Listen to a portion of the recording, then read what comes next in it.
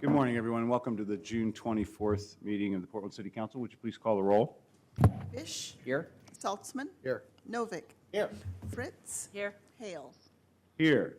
Thank you, everyone. We'll get to the business of the council in a moment, but before we begin, I think we should take a moment in sadness and solidarity with the people of Charleston and everyone who cares about race relations and justice in this country, and to take a moment of silence for the victims of the most reprehensible kind of hate crime in Charleston, South Carolina last week.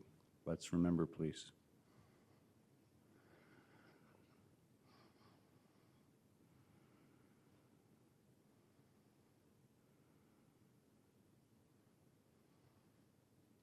Thank you. Good morning, everyone. We have a full agenda this morning. As always, we have some citizens signed up for council communications. We'll take those first. Then we have some time-certain presentations and calendar items, and then a whole bunch of ordinances and resolutions as usual. If you're here to testify on a council calendar item, we'll make sure we give you an opportunity to be heard. Just let the council clerk know if you want to speak on a particular item. We limit time for testimony on council items just to manage the agenda. Typically, it's 3 minutes. You'll see a light and a buzzer at 2.5 minutes and another set of those at 3. Please follow those time limits so that we give everybody a chance to be heard. And speaking of that, we ask that in this chamber, if you agree with someone and want to demonstrate that, feel free to give them a wave of the hand or a thumbs up. And if you don't agree with them and want to do likewise in the other direction, go ahead. But we ask that we not make verbal demonstrations in favor or against our fellow citizens' opinions in this room so that everybody does feel and can be heard. Obviously, if someone is disruptive, we'll ask them to stop being disruptive, and at worst, we'll have to exclude them from the council chambers, but we don't want to go there, and so please do respect those boundaries. If you're a lobbyist representing an organization under our code, you need to disclose that, so please do. And if you're representing an organization in the community and want us to let us know about that organization, do that as well. If you're testifying, only give us your name. You don't need to give us your address. And if you have handouts, please give them to the council clerk, and she'll distribute them. So with that, unless there's any other announcements, we'll take the first of the communications items, item 652. Request of Kamala J. Patty to address council regarding problem drug houses. Good morning. Come on up. Is Patty here? All right, we'll see if she's here later. Then let's take 653. Request of Toutu Fa'elava to address council regarding work in the Jade District and disparities Pacific Islanders face. Good morning. Come on up, please.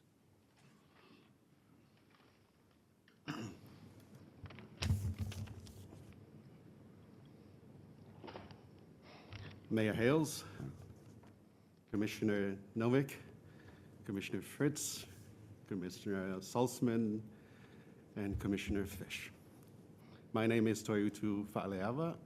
I'm a member of the Board of Directors for Apano and for the Samoa Community Development Corporation.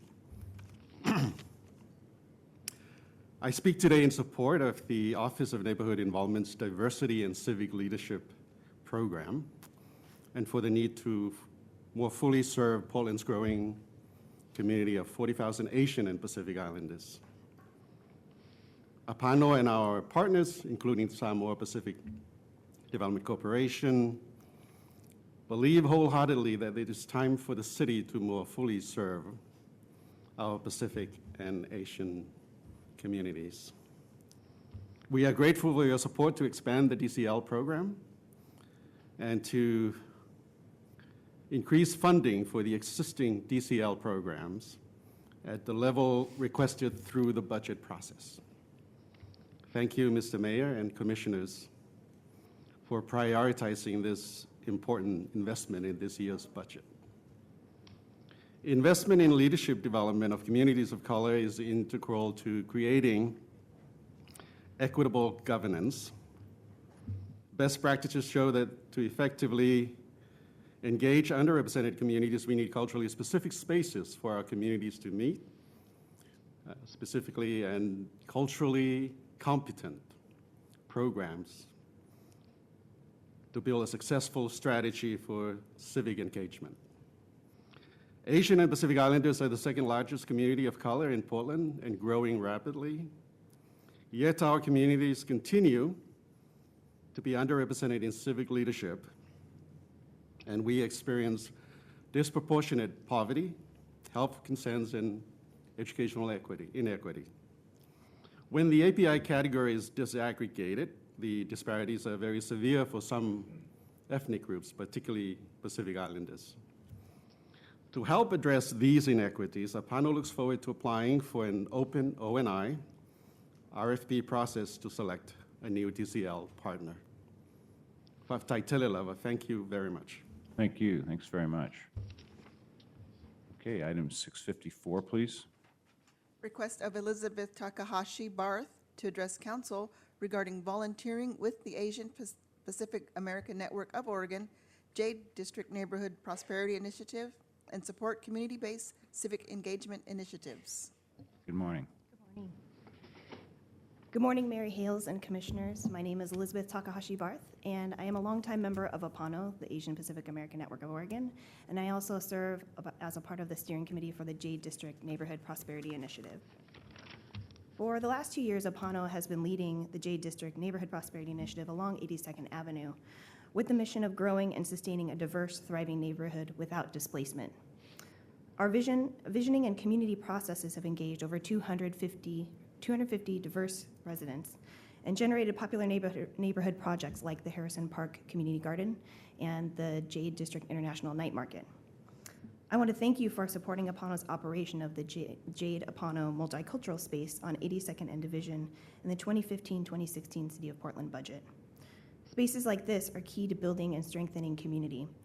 Having a community center in the Jade was a theme that we heard from residents in the Jade visioning process that was conducted last summer and was one of the goals outlined in the Jade District Visioning Plan set out last July. As the Powell Division Transit and Development Project evolves, we will continue to focus on strategies to prevent displacement of the communities that live and work in the Jade District. And we look to you to prioritize this as well. Current plans show that the Powell Division Transit Project will cut directly through the Jade District. Local businesses are vulnerable during construction and as the demographic shift in the area. The city needs to be thinking proactively about how to support our community during this disruptive phase so that those who have a long history in the area can stay and benefit from the improvements that are being made. Apano is part of the Comprehensive Plan Anti-Displacement Coalition, and just last night, the Planning and Sustainability Commission voted to include strong anti-displacement policies in the 20-year comprehensive plan. It's vital that the City Council see this through. The first step is to budget for it, and we will be looking for votes in the fall to help support this effort going forward. Additionally, while we are working on policy and business development, we want to make sure that new development is culturally responsive and appropriate for our community's needs within the Jade District and across Portland. One way to ensure this happens is to have intentional community involvement during each phase of the development process. We look for your support and direction to make sure this happens, and we're ready to have a seat at the table when those decisions are made. And as we roll into summer, I'd like to invite you to join us for the second annual Jade District International Night Market. Last year was our first Jade District Night Market, and it drew in 20,000 people from across the whole metro area and was a great success. And we are having hopefully just as successful an event this year, which will be happening August 18th and the 15th and the 22nd, 2 Saturdays. Thank you very much. Great, thank you. Looking forward to the market. Thank you. Okay, let's see, item 655, please. Request of Gerald Fittipaldi and Soren Impey to address council regarding Portland bicycle infrastructure, neighborhood greenways, and downtown bike routes. Come on up, please. We had actually asked for Jessica Engelman and Soren to go first, so I think there was a little bit of a mix-up. Okay, sure, you but- can call the others too, and we'll just do them in whatever order you'd like. 656, a request of Jessica Engelman and Marissa DeMol to address council regarding Bike Loud PDX, bicycle infrastructure enhancements for downtown. Good morning. Good morning.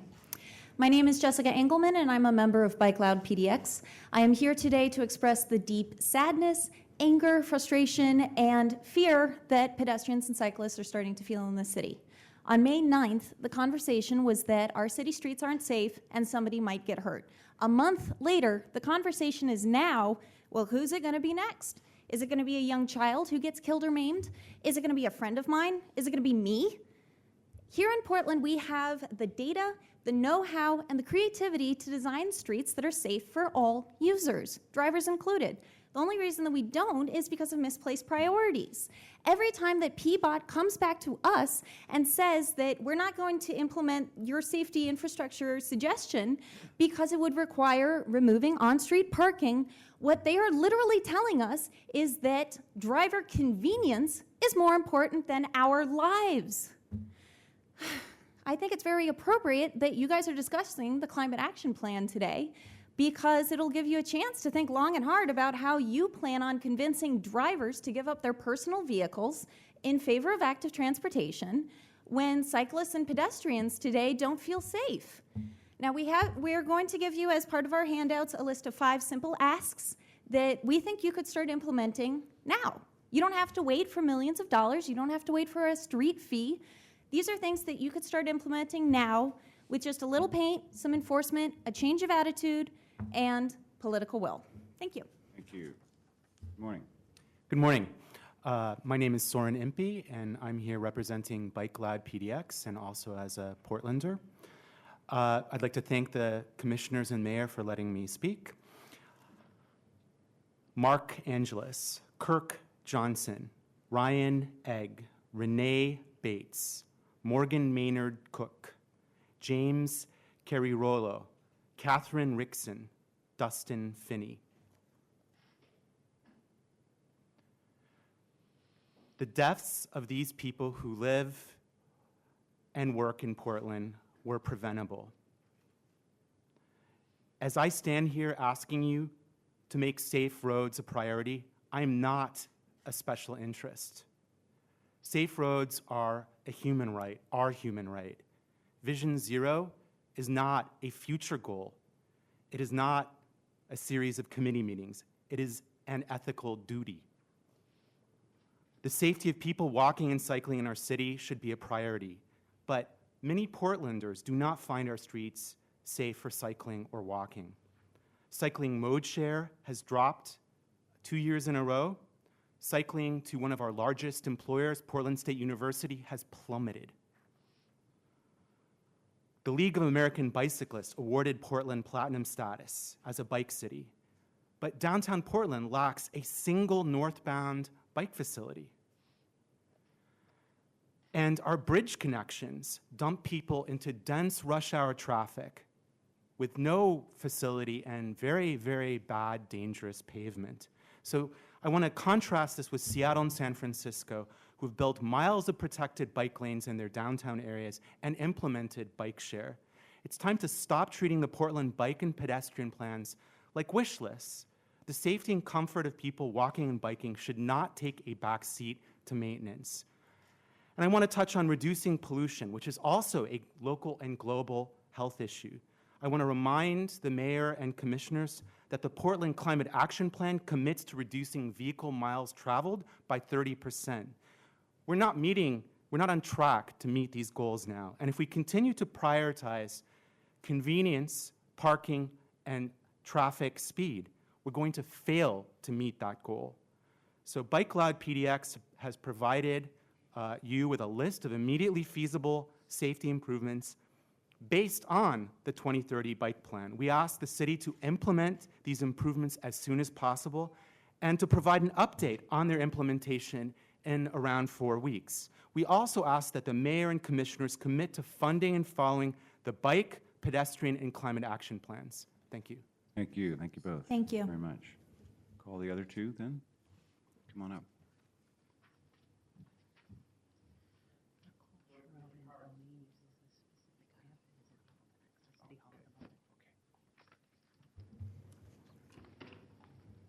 Good morning. Morning. My name is Marisa Trujillo Demal. I want to thank you for seeing us today. I'm here to speak on behalf of student bike commuters to Portland State University. I ride my bike to class. I live in Northeast, so my commute is about 6 miles. My commute goes through neighborhood greenways, then down Vancouver, through the Rose Quarter, over Still Bridge, Esplanade, 3rd, and then onto campus. And I want to tell you what my commute is because I want to give you an idea about the kind of impact that the funding, the $6 million bike funding could have on the student bike commuters to PSU. I just want to mention that in 2010, there were 13% of bike commuters at PSU, and that fell to 7% last year. Most students said that, well, 22% of the students polled, which is most of the bike yes people, said that improved routes to and from campus would actually make them more likely to commute. So that brings me back to my route. I start on neighborhood greenways, where I am passed by cars going over 25 miles an hour. I move over to Vancouver, which is really our only in and out route to Northeast. I have to go through the Fremont exit, which is very scary, especially during rush hour when freight and buses are coming through that area. And then I get to downtown. Now, coming into the city, it isn't as much of a problem because we have the NATO option and we have 3rd.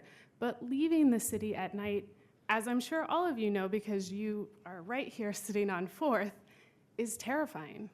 4th Avenue between 4 p.m. and 6 p.m. is dense with traffic. Every type of vehicle, including bicycles, trying to weave through this road.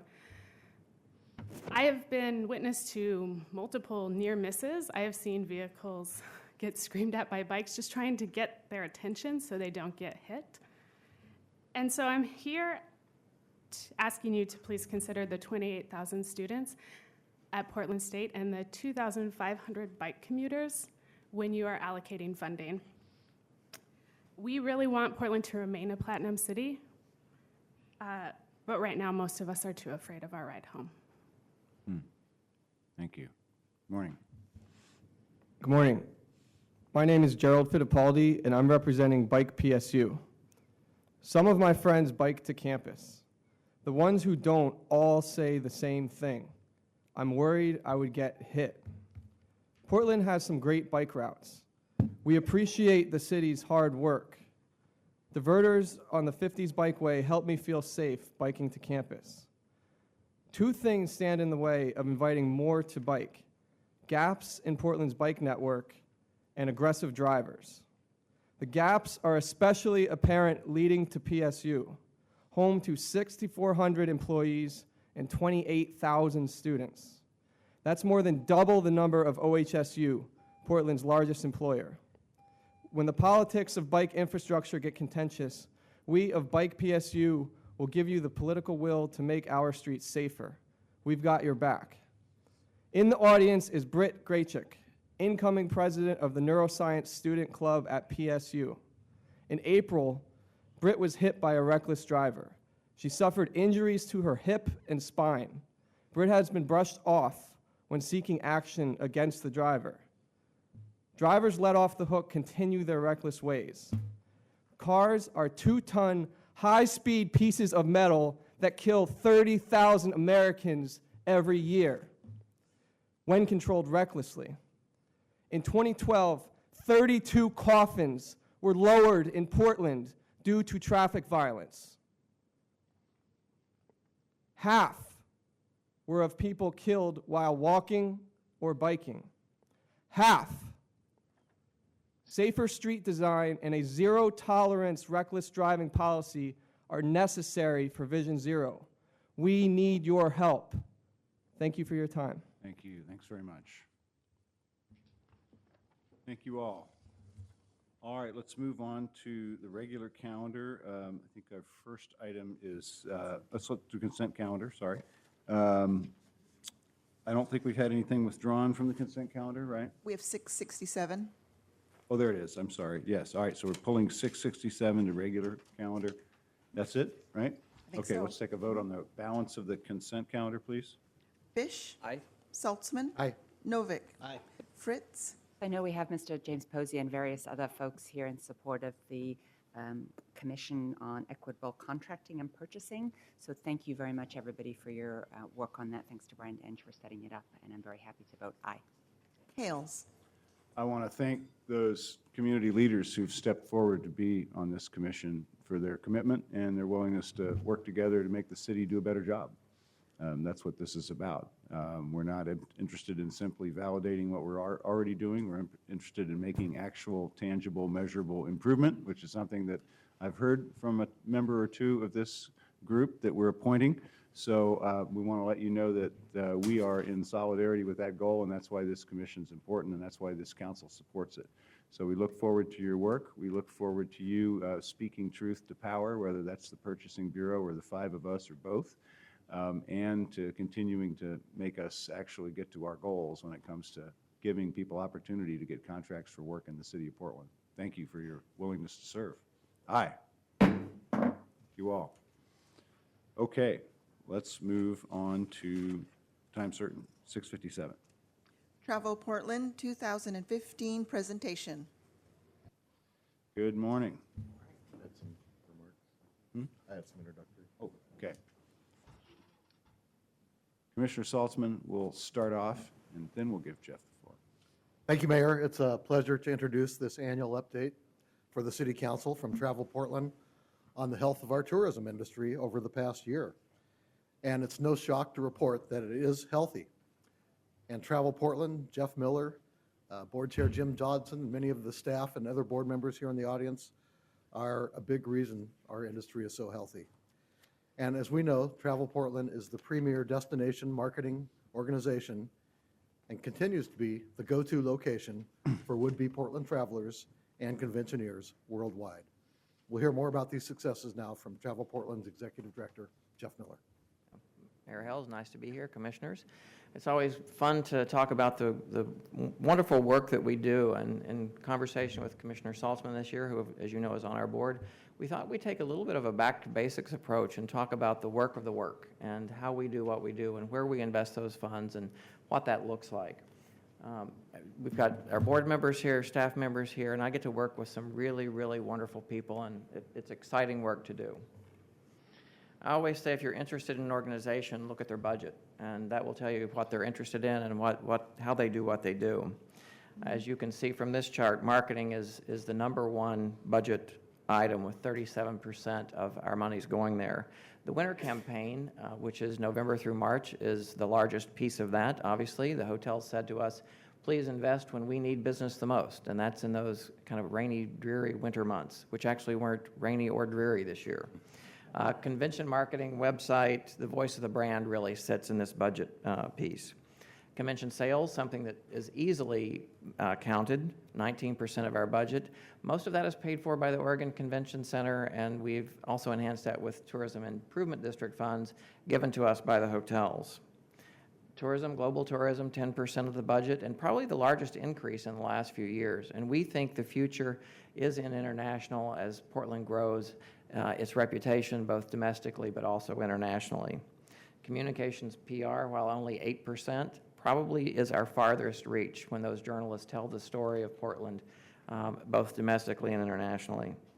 Convention services, visitor services, partner services, also very important. They fulfill the promise when that visitor comes to Portland and show just how friendly we are and how much fun we have living here and doing what we do. Capital events and certainly the operations with IT and other things are a part of that budget. But let me get into some of that work.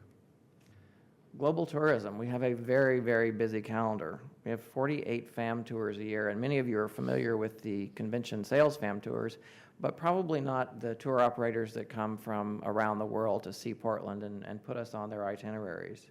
We attend 23 trade shows, some very, very large, like the largest one in Berlin, 23 buildings of convention, of destinations selling their location. It's nothing short of amazing to see. And we're very closely connected to Delta and the Port of Portland. Those direct flights, as you know, are incredible economic drivers for our region, and certainly our job is to help fill the front of the plane and, more importantly, often the back of the plane. We have 2 large planning meetings with Delta Asia, Delta Europe, and then many, many other planning meetings with them to ensure that our marketing is aligned with their marketing, because we want a healthy PDX and we want those flights full. Yes, they are. We also have we have New Condor and Iceland Air, and our team has worked very, very closely with our marketing teams. The Iceland Air flight has already extended, as you know. The first 2 weeks are completely sold out. Condor doing very well. So it tells us that Portland is on the map. One thing that we're doing very differently now than we did 2 years ago is really consumer promotions. In these global destinations, we have a lot of tour operators that have Portland packages. But what we found is that we really needed to tell the story of Portland more authentically and tell it to the consumers so that they're buying those packages. Promotion we did last year was with Thomas Lauderdale and Pink Martini. He had a concert already planned in Paris. We took over the lobby with Delta. We had a week on what would be their Kink radio. That radio station then came here and broadcast back to France for a week. We did giveaways. Thomas talked about this great place, Portland, that he lives. And those kind of consumer promotions really put us on a different playing field than we've ever been. And we're really proud of those. And I'm proud of the team for coming up with that. Most people don't know that we're in 19 countries. We work very, very hard around the globe. And nobody has an idea of what our reach is and what we're trying to do for Portland. We have 7 foreign language websites: Japanese, German, Dutch, French, simplified Chinese, traditional Chinese, and Portuguese. And then I've given some of the brochures that we have done in other languages too. So we are truly a global organization and really proud of that. This is our new trade show booth at IPW. You probably saw last year Commissioner Saltzman joins us at ASAE for the convention trade show. This is the biggest international show in the U.S. On the right, we have folks from Asia. On the left, folks from the U.K., and I think the center is either Germany or France. So it's when you see these in action, it's a lot of fun. Partner businesses. These are the folks that, as I said, we want to bring business to Portland and Portlanders, and it's economic development. Tourism is a big engine. 838 partners, and we've had a special push this year to increase our MWESB, and especially on the minority side, and I'll talk about that a little bit more. Business-to-business networking events so that those partners, those small businesses can understand how they can partner with each other and partner with Travel Portland. And then a new effort this year has been brown bag lunches. One coming up is Billy Moser, our VP of Global Tourism. We'll meet with partners and have a brown bag to talk about how can you connect with Travel Portland? How can you get more of that business? What do you need to do to be China ready? What does that look like in your business, and how do we help you get there? So when that tourist shows up, you know how to treat them, you know what that feels like and how to partner with us. The Visitors Information Center in Pioneer Courthouse Square sees over 600,000 visitors a year. It's pretty phenomenal, and that's separate from TriMet and the other parts of that building. We love what's going on down there, and we have 72 volunteers that help us with 12,000 hours, and they are passionate about this place, Portland. We're working with the James Beard Public Market, and they'll unveil tonight, as you know. They're one of the new designs. We want a visitors information center there too, because we know that will also be a place for visitors to gather, and we think we should be in both places there. So we're excited about that. Marketing, you have the Travel Portland magazine there. We produce a lot of those every year, so if you ever need them for visitors or for your office, please let us know. We're happy to supply those. We distribute them far and wide. It's not only a lure piece, but it's also something that we find people bring, and they've dog-eared the pages and seeing things that they want to do.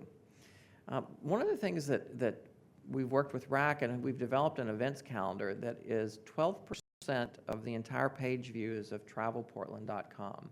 And it's something that we think we can do a better job of talking to locals about. How do you access, what is Travel Portland, number one, and what's that events calendar? At any one time, there are about 700 events on that calendar, 790 contributors, so anybody can contribute to that, and it's a great place for Portlanders, not just visitors, to find out what's going on this weekend when they've got family in town and other things. So we're going to do a local push, which we've never done before, but we think that's the place to do it.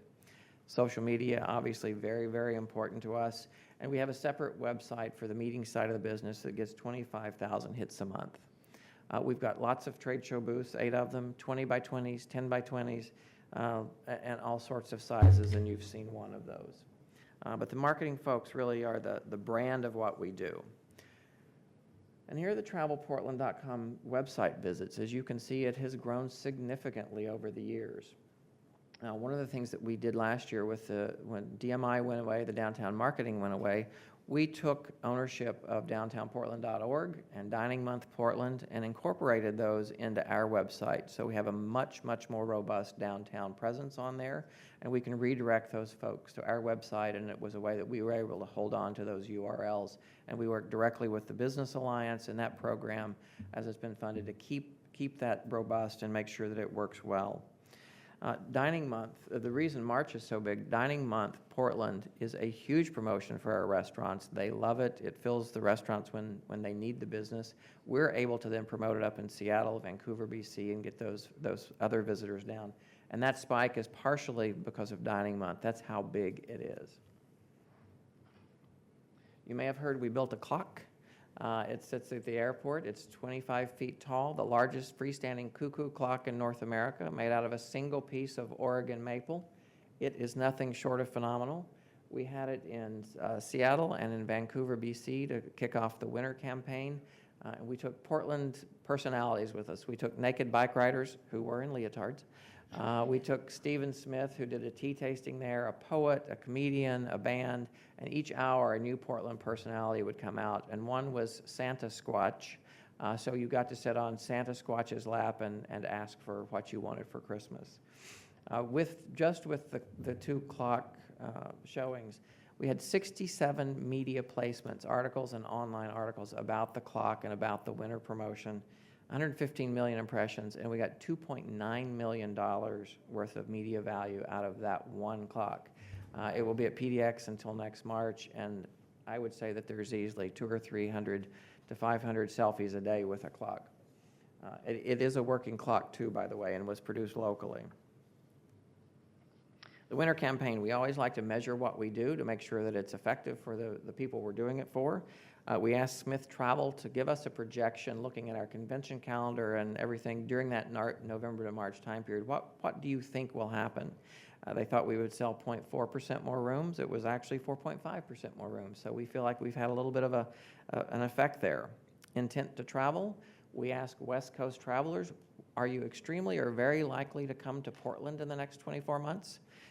Last year, 28% of them said yes. This year, 37% of them said yes. So we're moving that needle and really getting to the hearts and minds of those travelers. We asked Longwoods to measure what is our advertising worth in incremental spend. So they said last year we got $64.7 million more spending that we would not have gotten had we not advertised in that time period. This year it was 70.1, so a pretty nice increase. And that is money in businesses small and large. Communications PR, again, one of the most important things we do.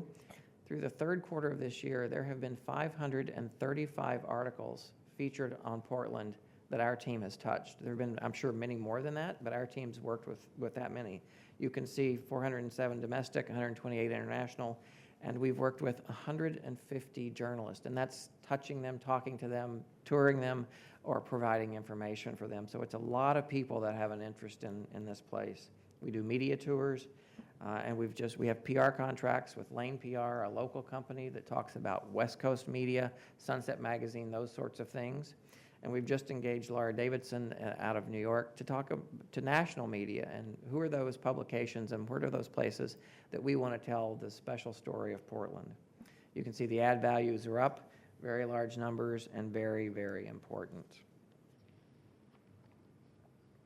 One of the initiatives that I've talked about before, but we're very excited about, is diversity and strategic relationships. And many of you have met Tamara Kennedy Hill, who heads that up.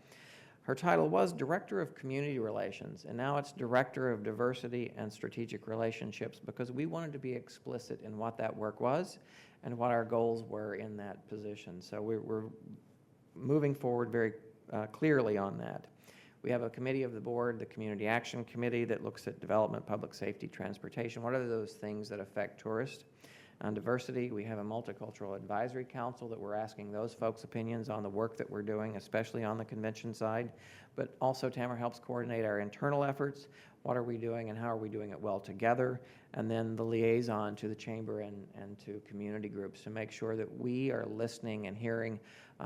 We just had a group in from the Jade District come and talk to the entire Travel Portland staff about what's going on there, so we do a better job of selling that. So it was great to hear them here this morning. And there are a lot of jobs in hospitality, so how do we connect our hospitality partners to those career fairs? We have a small foundation that we are able to give for people moving into hospitality jobs, and we do that with the Hispanic Chamber and other places. Something very, very important to us, and it's a position that's taking greater and greater importance. Convention sales, we can count those room nights very, very clearly. We attend 34 trade shows. We have 90 site visits, and that's for meeting planners that want a more personalized view of Portland and what they need to see. We do 3 FAM tours. Many of you have been to those FAM tours. Mayor Hales was just at one of our FAMs doing a welcome, and I thought you did a great job of talking about getting this place ready for them over many, many years. They loved that. We have a customer advisory board, and those people are they're meeting planners that give us advice on our programs and are we doing things well. That's coming up July 8th and 9th. We have one of those CAB members in town this week, Jan Snegas, and she represents the Unitarian Universalist. They have 5,000 attendees, 9,200 room nights, and an economic value to Portland of $4 million. Really important to have those CAB members also be customers and love us, and we're always excited to have the Universalists back. They're kind of a good core group of Portland, and they are the greenest group that the convention center ever sees, and they push us really, really hard, and it makes us better at what they do because they're so interested in all sorts of sustainability.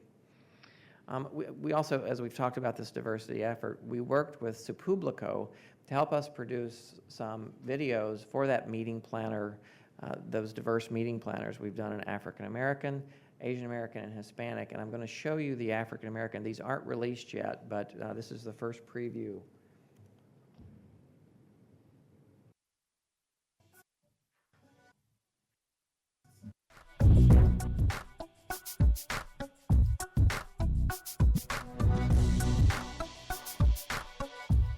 Americans in Oregon are pretty unique to most other places. It's an environment that's loving and it embraces interesting and new people that come to it. It's a very diverse city. We have lots of different foods and culture and dancing and people. I think we have a festival of some sort every single week. You can drive an hour in any direction. You can hit the snow, you can hit the ocean, you can hit the desert. You know, you can ride your bike to and fro, and like, it's easy, it's simple. This is an excellent place to come on convention, and then you can vacation afterwards. I believe Portland's a great art city. It's a very lively, very vibrant community. It's easy to get around. We have everything that a major city would have, and that would draw them to come to their community.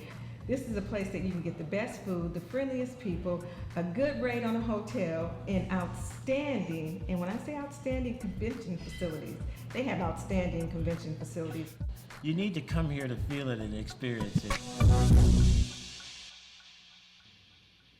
We have the hashtag for That's My PDX that we'll use on the social media side of all of these and really engage those meeting planners. This will be on our website. We'll use it in promotional ways, and we're really excited about being able to do that and talk directly to those communities. And many of you know we did a meeting planner survey a few years ago, and we asked them, what do you need out of a destination? And so we're building that tool chest continually so that we can talk to those people and help them find their community when they're in Portland. Convention Services has to fulfill all the promises that the sales team made. So we do a lot. We distribute a lot of promotional materials. We have the TriMet program that we help with. We have a housing department that helps book rooms for those groups that ask us. You can see 32,000 of those. And at the end of the day, again, economic development. We want to push leads out to those meeting planners so that they use local businesses and create that business for them. A lot of groups, a lot of site tours for clients, again, who need that personalized experience to find the right off-site venues, the right caterers, the other things. And then we also go the year before to very large conventions and kind of whip them up and get them excited about coming to Portland the following year. So we think that's important, and meeting planners love that. These are the stats. These are how many citywide convention groups we've had the last 3 years. And we're just going into 2015-16, and we'll add a few more in the year for the year. You can see significant numbers of room nights on those citywide conventions. And you can already see that 15-16 is more than last year, and we know we'll add some to that with very large economic impact. And we were very conservative. This does not include multipliers. It's just what our calculator, that's a national calculator that we use, says. We also book a lot of single hotel pieces of convention, so smaller meetings, 5 to 500 people. Again, a lot of room nights and a lot of economic impact. I want to talk a little bit about the Visitors Development Fund Board, which is separate from Travel Portland, even though we manage the paperwork and the assets of that. Commissioner Saltzman, Commissioner Fritz sit on that board, and it's comprised of elected officials from each jurisdiction, 5 hoteliers and 2 rental car folks, since they're collecting the taxes for this, and 2 Travel Portland people. The funding for that in the new VDI agreement is $645,000 a year, which goes up by CPI, and then a flat amount of $875,000 that was from the refinance of the convention center bonds. So we have about $1.5 million coming in a year. The Visitors Development Fund has made grants the last 2 years of, as you can see here, and the amounts of those. We're spending the money very wisely, we think. The economic impact of those 45 grants in 2013 was over $73 million with an ROI of 34.3 to 1. The average VDF grant is $52,000. These are not huge grants, and most of that is used to buy down the rent at the convention center so that we can lure that group to come. It's sort of the guarantee that you'll come if we help do that. This is the checkbook. And you can see the amount of money coming in. We had some carryover moving into 2016. But you can see the commitments already made each year, the promises that we've made out of that. And there's not a lot of money left at the end of 2016. A little bit more in 2018. It looks like a fair amount in 2018, a fair amount. But 2018 is a need year for Portland. We're struggling to book the number of conventions that we need. So we're working really, really hard on that. And we will need to deploy that money very, very carefully. And here's, I think, a really good place to talk about IAAF 2016. We're incredibly excited about them coming here and what it will do for Portland. We applaud the City Council's support of that. One of the reasons, I heard that as they were testifying that we had limited them to $100,000, and we hadn't limited them. We had saved $50,000. We knew we could probably get to $100,000, but they were making an ask when their event is next March.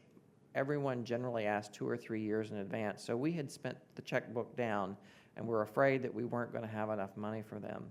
When the board at this last meeting went back and looked at it, we were able to come together and pull out $175,000 for them on a $250,000 ask, and we're looking at other ways that we might help them. But we needed them to come a little earlier and plan this with us so that we could be good partners. And one thing that we're also talking to them about, the IAAF folks, Vin Lanana and the group, we've been awarded in Oregon and Eugene the 2021 Outdoor Championships, which is fantastic. But there's a move afoot to raise the lodging tax, the statewide lodging tax by 1% to pay for this, and we're concerned about that.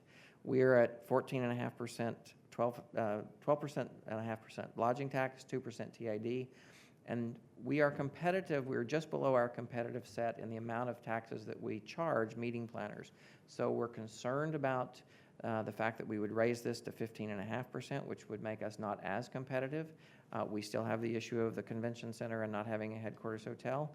And we also know that we have plenty of venues in Portland that are going to need help. The amounts that they're looking for this event are $75 million worth of renovation to Hayward Field, plus another amount for the event. We know that we have $75 to $100 million worth of work at VMC. The Portland Expo Center has 3 90-year-old buildings that need help. We've got a lot of things, so we are at that table. We're having that conversation. We're working with Susan Hartnett, who's been a great partner of ours, the Metro, the county folks, to really talk about what are the needs in Portland. And when you look at the amount of tax collected just in the city of Portland, it's about $5 million a year this year. That's 33% of the entire statewide lodging tax collection when you look at the 1%. So we want to make sure that we can be partners in helping the 2021 happen, but also understanding that Portland has needs that we need to take care of at the same time. And again, we want to be partners. We're excited about it, but we really want to be at that table, and we will be at that table with you and with many others. I wanted to just briefly show you the amount, sort of how a convention and a good convention month actually does affect the tax rolls and the tax that we all get. In April of this year, we had 13 conventions booked at the Oregon Convention Center, which represented over 25,000 room nights. 12,800 of those were the Craft Brewers Conference. Now, this was not only big, but it was good for Portland because we are the home of craft brewing. We own that. We're very proud of it. It was business development, I think, for us. The occupancy that month for hotels went up 7%. The average daily rate went up $21 to $143.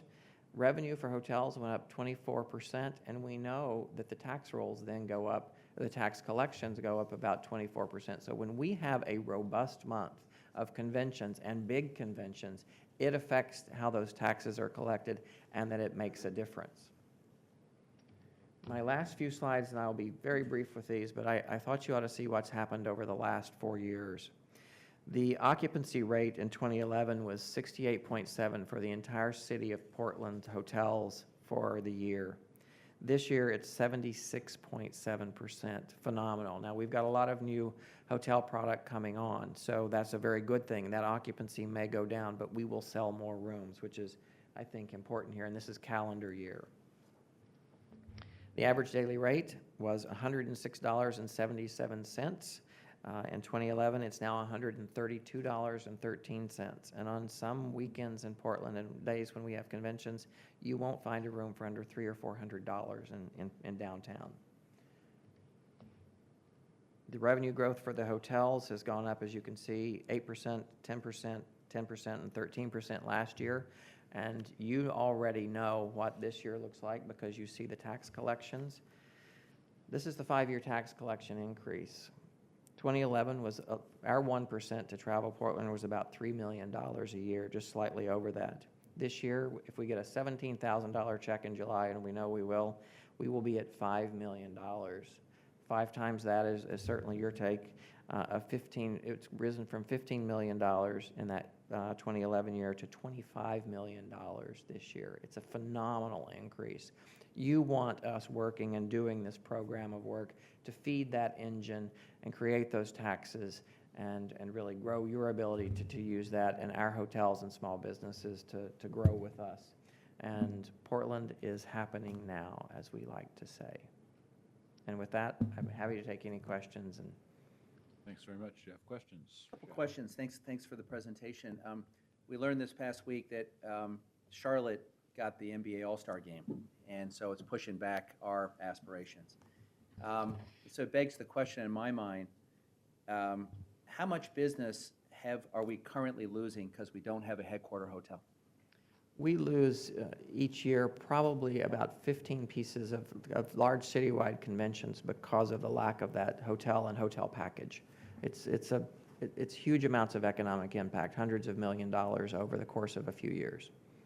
My recollection is we were also hearing from the NBA that that was sort of a prerequisite to have a headquarter hotel. It is, and I heard yesterday that I think it's 2020 is the 50-year anniversary of the Trailblazers, and that would be the sweet spot. We should have the hotel open by then, and we're building, the Trailblazers are leading the charge on the bid, but we are right with them, with the Oregon Sports Authority and many others, to make sure that we are a destination that they're going to pick very soon. Other questions for Jeff? Yeah, I was wondering, what is the thought in the industry about the impact of Airbnb, et cetera, on hotels? I mean, is there competition? Is there not competition? Is the jury still out? I think some would say that the jury's still out in some ways, but Bashar Wali from Provenance Hotels has said it's a very different animal, and it's bringing a consumer that we might not see in a hotel, family, people that want to stay in neighborhoods. So as we look at our tax collections from Airbnb and kind of figure out what we think those are, it's been a significant driver of taxes, and the hotels are certainly not feeling it, as you've seen the statistics. And that consumer that's picking Airbnb is probably not looking to spend $300 or $400 a night on a hotel room, and they're looking for a different experience. So we think it's additive, it's not competition. I apologize if you said this and I just missed it, but what's sort of the breakdown of visitors to Portland in terms of like in-state, out-of-state, West Coast, Midwest, Northeast, international? It's a little hard to tell sort of the number. We know that we get over 8 million visitors a year. We know international is growing. Because we don't have a sales tax, we do get some Visa View information on international, and we know that Japan is our #1 inbound market. China is just barely #2, and that's increased in the past 3 years. Germany, UK are right after those. Australia is coming on very, very strong, which I think is surprising to most people. Within any destination, we know that, as we say, the rubber tire market, Seattle, Vancouver, Oregon, Northern California is our biggest market. Canada is our biggest international, not overseas market. So that's why we do the winter campaign from Vancouver, BC, Seattle, and regionally, because those people they know the rain, and we've done focus groups. They're more than willing to come here when it's a little damp and wet. So that's going to always be our most important market, but we've got to look further afield as we think about sort of the brand of, and what's our role in international marketing as we go with PDC to Japan or other places. I feel like we sell the lifestyle of this place. Do we have the business infrastructure is kind of the basics, but what's it going to be like? What's that city like? And so that's our role. And we work very closely with all those agencies to do that. Jeff, I have one more question. It goes back to the grant making, and I want to ask you a philosophical question. When I served on the Oregon Cultural Trust Board, there were people who urged that we made fewer grants at a larger amount to really have an impact on organizations versus lots of grants, smaller amounts. Your average grant is between 50 and 100. What's the pluses and minuses of, say, betting the house on one event versus spreading the money around lots of events? Well, we have very strict guidelines that the board has adopted. And between November and March, you have to have an ROI of 25 to 1 at least to get a grant. And we look at that based on economic impact, the number of room nights, and just calculate purely what that 25 to 1 would be. So you can get a larger grant if you come during those months. And it's strictly based on your ability to bring us business. In the summer months, it's 40 to 1. So it's a little harder to get a bigger grant. If you're going to be here in July, the hotels don't need the business as much. We're full with transient demand, so we really look at it from an ROI standpoint, and we do some one-offs depending on the group. If it's a sweet spot for Portland, then we'll go a little below those, but we look at it more of what's this business going to bring us back, as opposed to small or large. Depends if you've got a really huge event and you deserve the $100,000, and can sort of make that work, then we'll give you that grant. Other questions?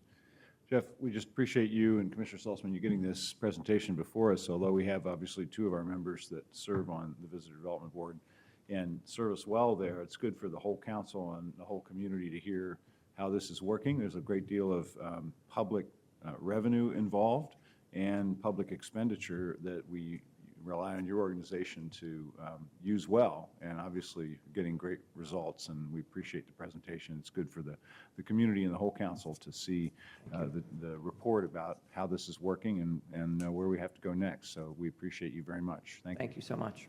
Thanks for that trust. Thank you. Good work. All right, now we're going to move on to an ordinance item, which is 658. 658, approve the South Waterfront North District Development Agreement between Portland Development Commission and ZRZ Realty Company, and direct the Bureaus of Transportation, Parks and Recreation, Environmental Services, Housing, Planning and Sustainability, and Development Services to work with Portland Development Commission to develop intergovernmental agreements to implement public obligations as specified in the development agreement. And why don't you read 659 as well, please? Authorize an intergovernmental agreement between the Portland Development Commission and the Portland Bureau of Transportation for Southwest Bond Avenue 30% design and further design of specific segments of Southwest Bond Avenue as triggered by design of adjacent development in the North Macadam urban renewal area not to exceed $500,000. Okay, this is a long-awaited discussion about some important documents for a part of the city where we've had big hopes and dreams, some of them now actually coming true. And we have a presentation to start off from Patrick Quinton and Geraldine Moyle from PDC, followed by some invited testimony from Jay Seidel and his team and others as well. So let me start off by asking Patrick and Geraldine to walk us through the staff recommendations. Yes. Good morning, Mayor Hales. Good morning, Commissioners. This is a milestone day, and so we're very happy to be here. As the Mayor mentioned, I'm joined by Geraldine Moyle, who will basically do the presentation. I'll kick it off, but I just do want to acknowledge up front the incredible staff work that's happened over a very long period of time. Geraldine and I go way back. Personally on this, working at South Waterfront was my first assignment at PDC, and Geraldine has been working on this the entire time, so it's been 5-6 years on this alone, and it's taken a lot of work by a lot of people, both within the city, PDC, as well as our partners with ZRZ. So I do want to just acknowledge all the great work.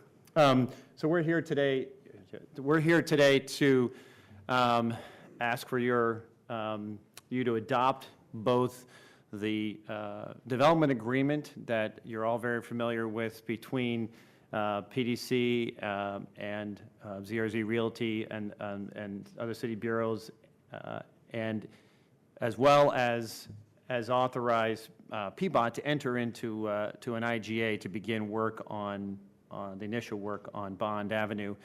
I just want to highlight, as part of adopting the development agreement, one of the things you're doing is, in addition to agreeing to all the provisions within the agreement, it's the council's action provides direction to all the city bureaus that are part of the development agreement for them to begin to work on their pieces of it, and according to the timeframes established there, so that because there will be a series of IGAs that come about as a result of this work. But the two actions today are to adopt the development agreement and to authorize PBOT to enter into the IGA on Bond. We, a few months back, came to you to talk about to act on the urban renewal area changes. We spent a lot of time talking about projections for resources within the North Macadam urban renewal area, and you could recall that we talked about these two different scenarios, the scenarios of what it looks like an amended urban renewal area without a development agreement with ZRZ and one with.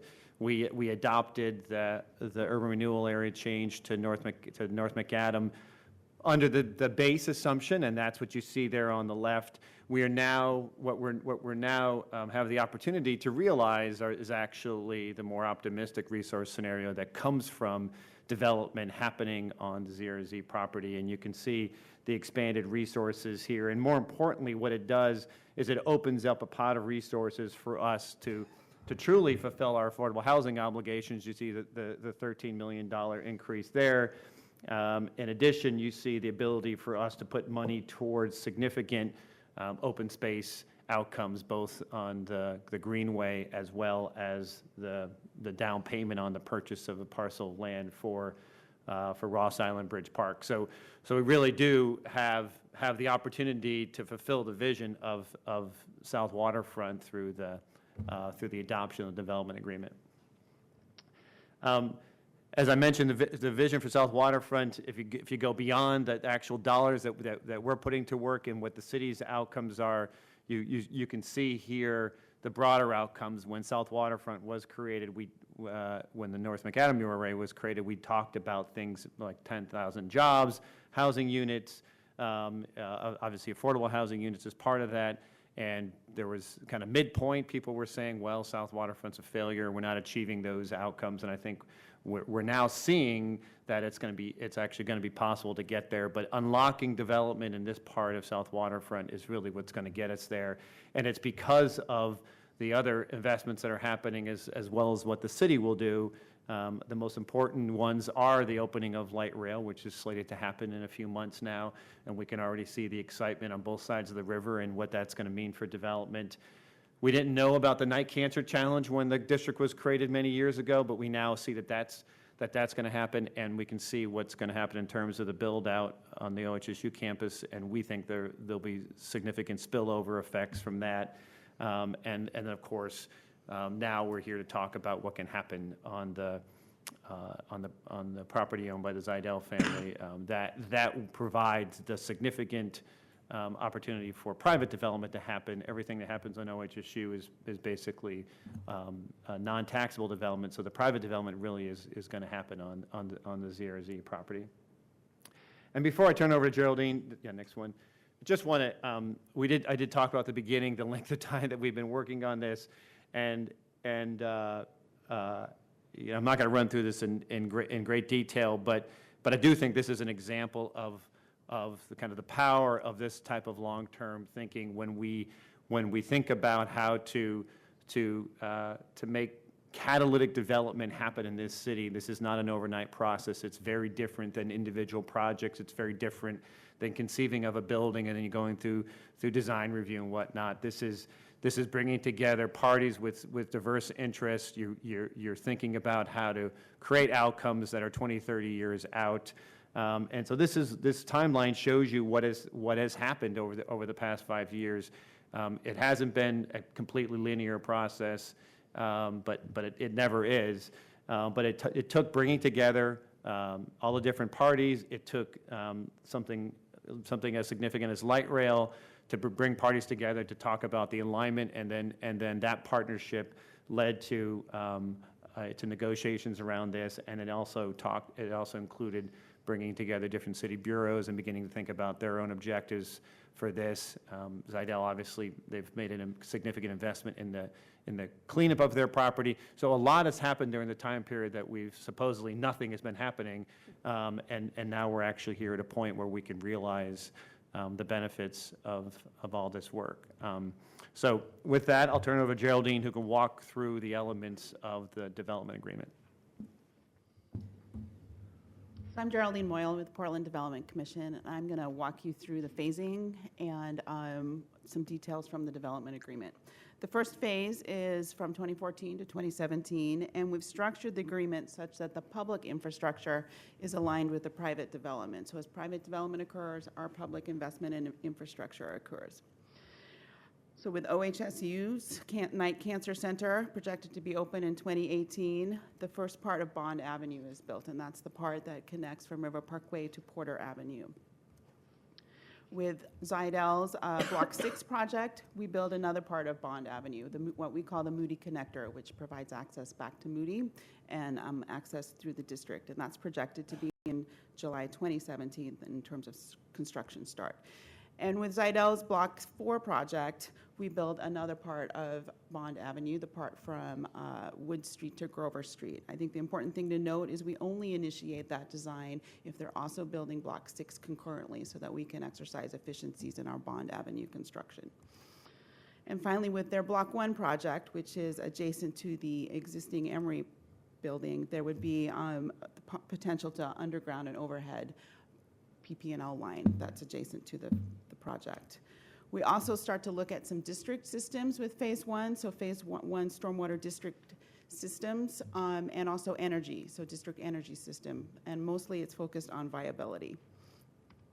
With Phase 2 and 3, which is projected to be 2018 through 2025,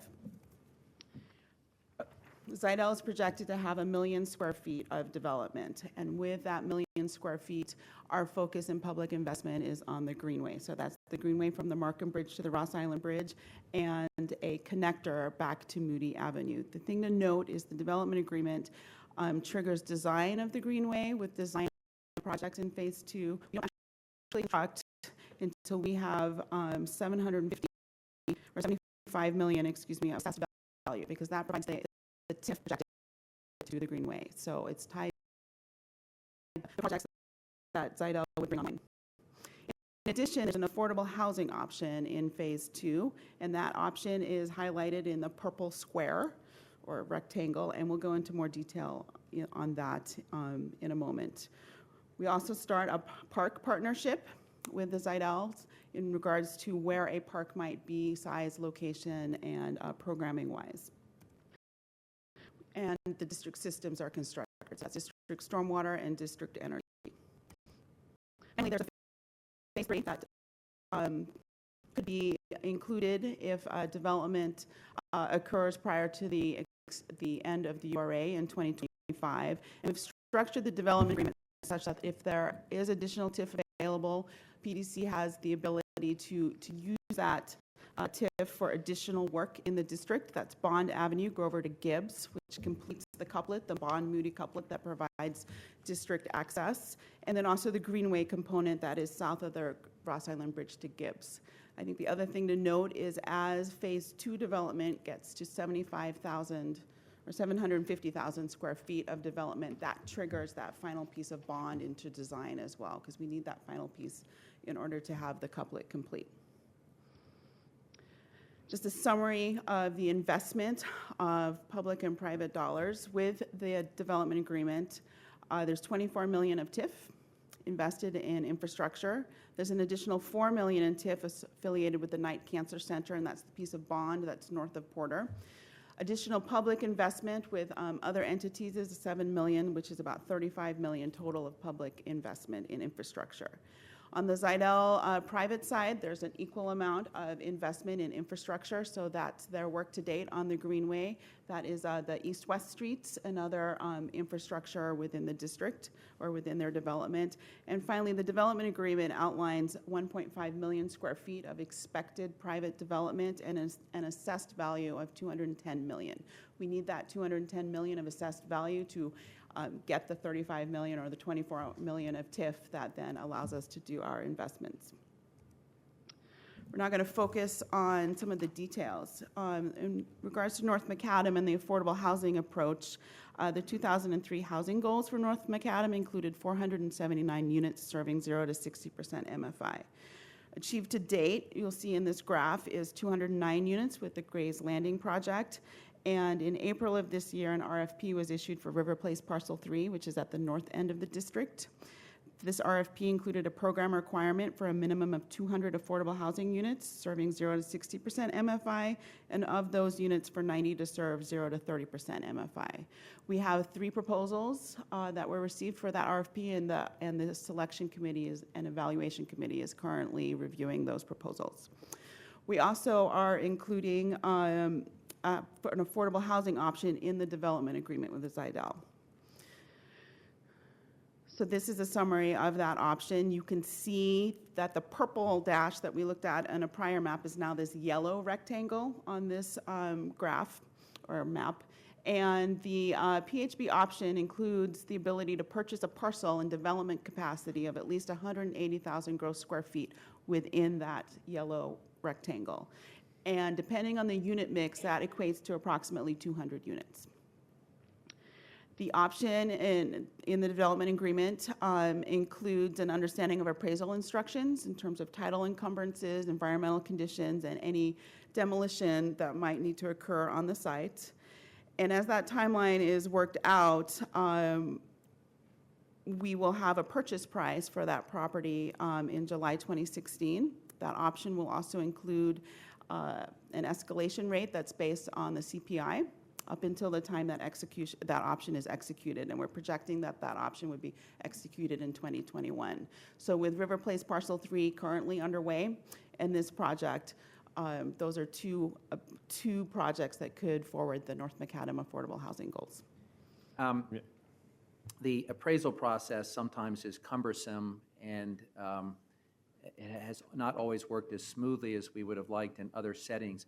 What have we learned elsewhere that is informing the way we're establishing the mechanism here to establish a fair price, fair to the developer, fair to the public?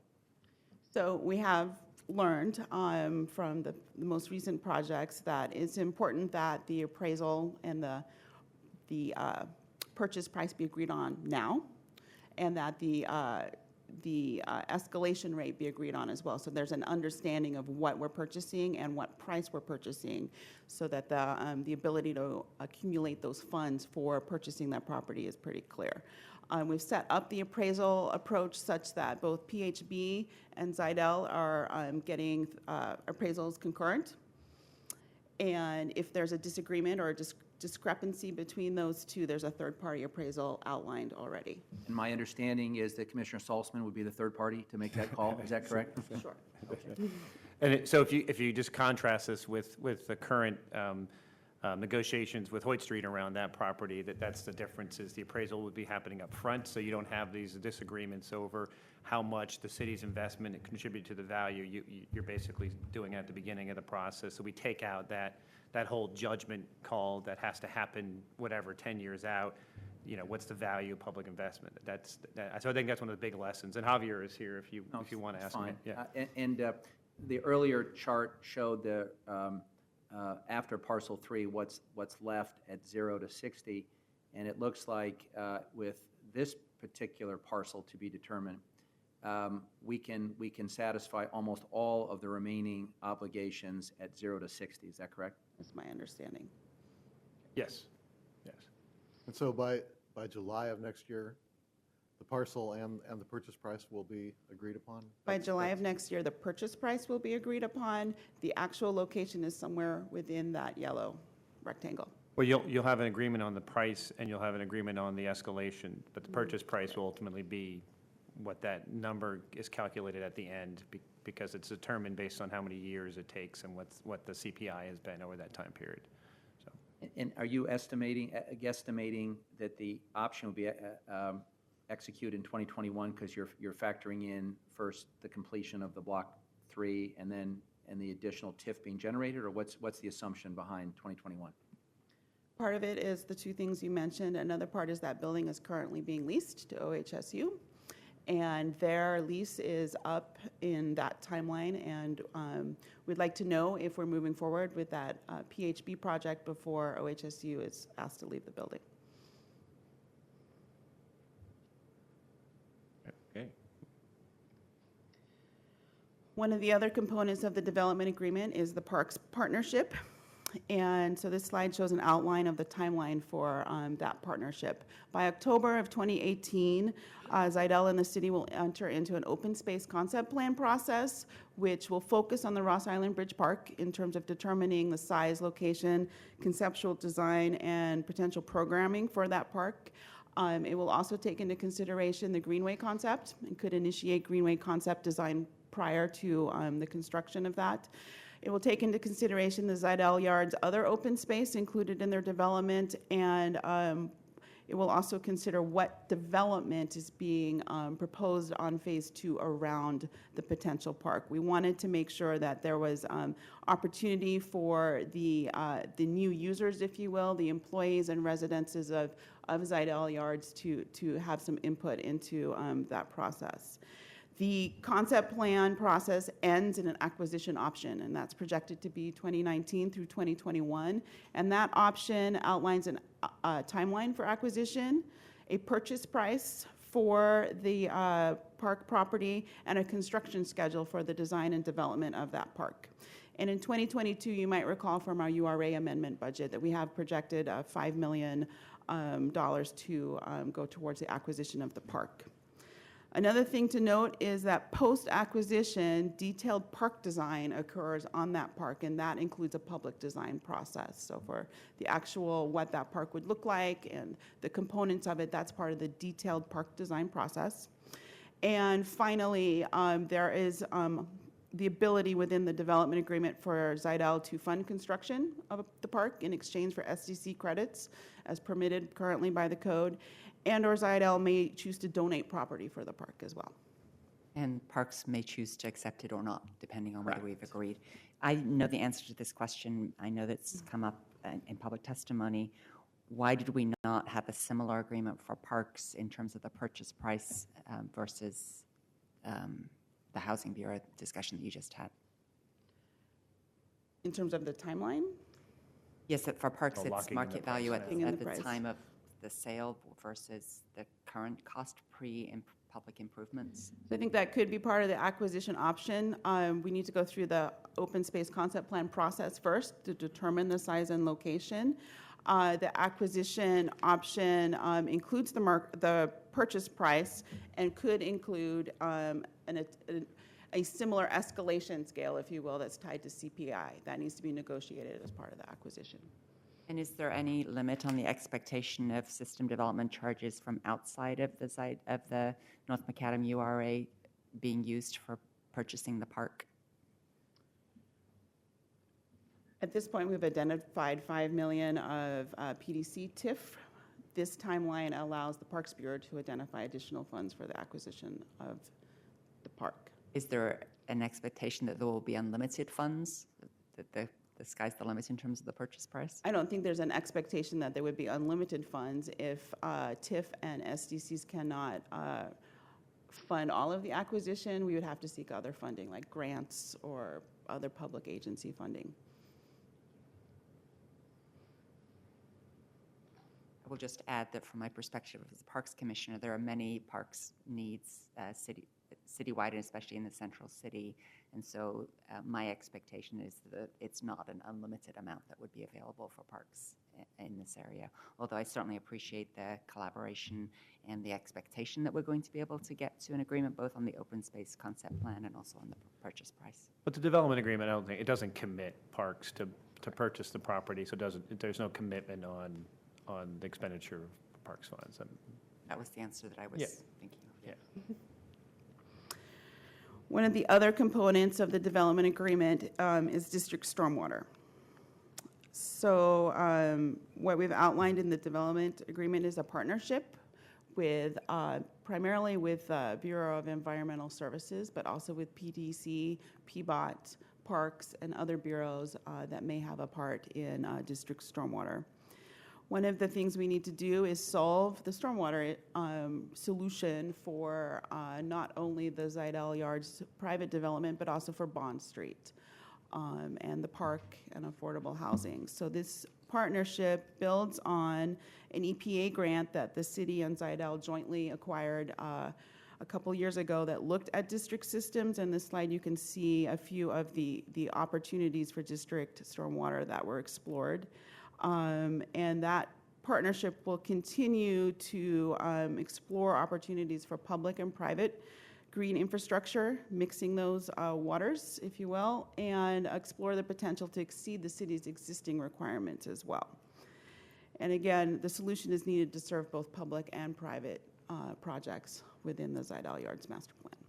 I think it's worth noting that the reason this piece of the deal is so complicated is that we didn't have the opportunity to connect into the big pipe. Correct. So we have to do a sort of workaround and create a district stormwater solution. But I also, this is one of the, it doesn't get a lot of attention, but this is one of the benefits to negotiating a development agreement like this. You get to address other infrastructure needs on a district scale and be thoughtful about it at the beginning and anticipate we can anticipate the amount of development that's going to happen, and then we can plan for a master solution that I think has much better outcomes for the public.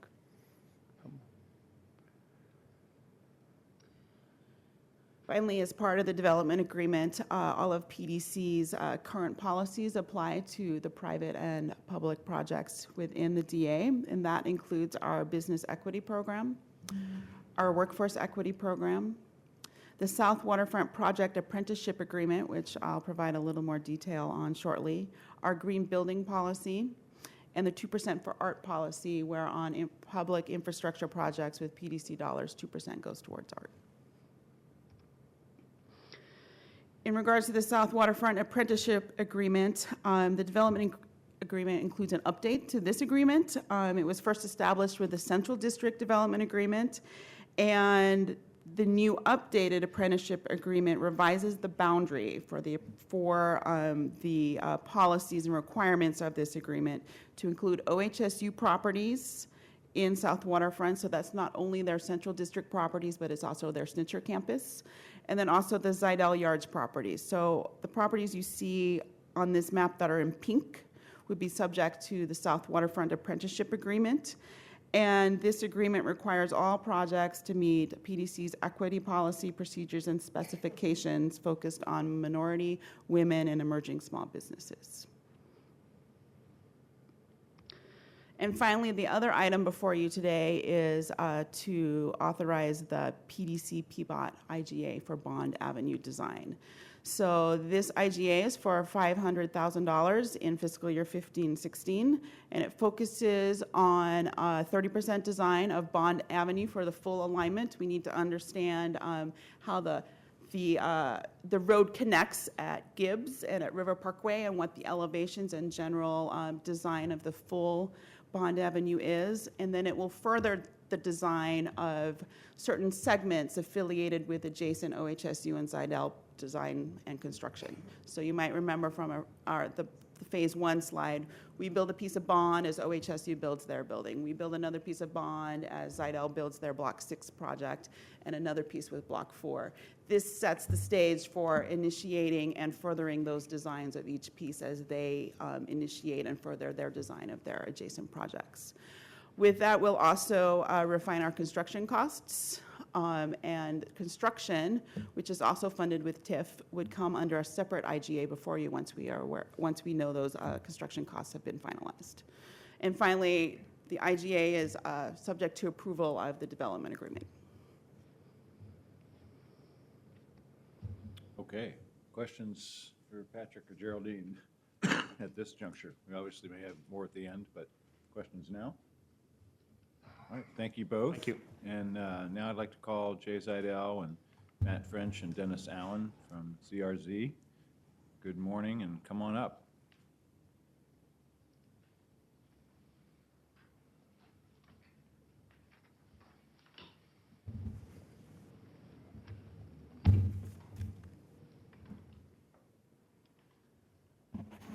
Good morning. Good morning. Jay Zidell, President of the Zidell Companies.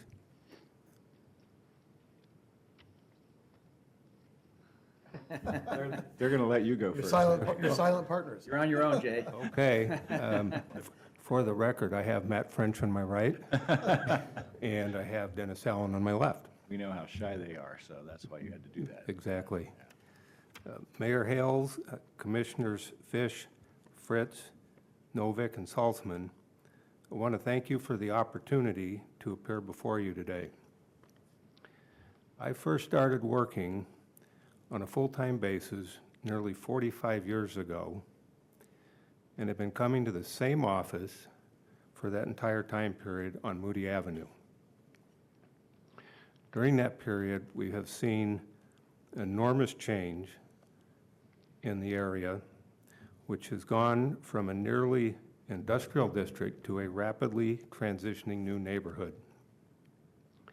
Our family has in one way or another been operating at the Moody Avenue site since 1929, nearly 86 years. And it is fair to say that the Zidell family looks at our property through a special lens. 15 years ago, As a family, we engaged in some deep soul searching as it relates to what we wanted to see happen on our property. Together, we concluded that our desires were to see the site become something quite special for both the family and the city that we have lived and operated our businesses in.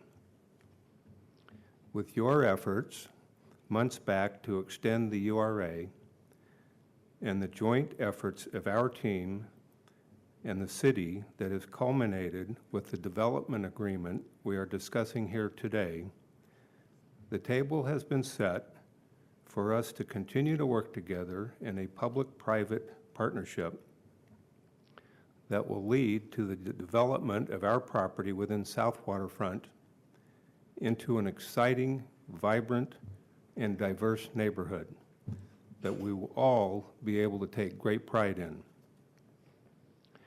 As you know, we have spent the last year or more working on development ideas for Block 1, 4, and 6 projects. We have an incredible opportunity in front of us. And with the DA behind us, we look forward to rolling up our shirt sleeves and getting to work.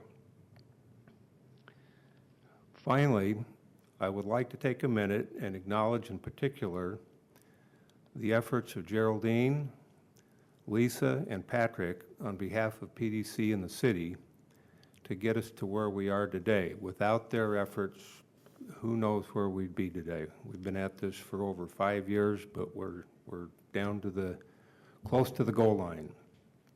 Thank you very much, and we welcome your questions. Thank you.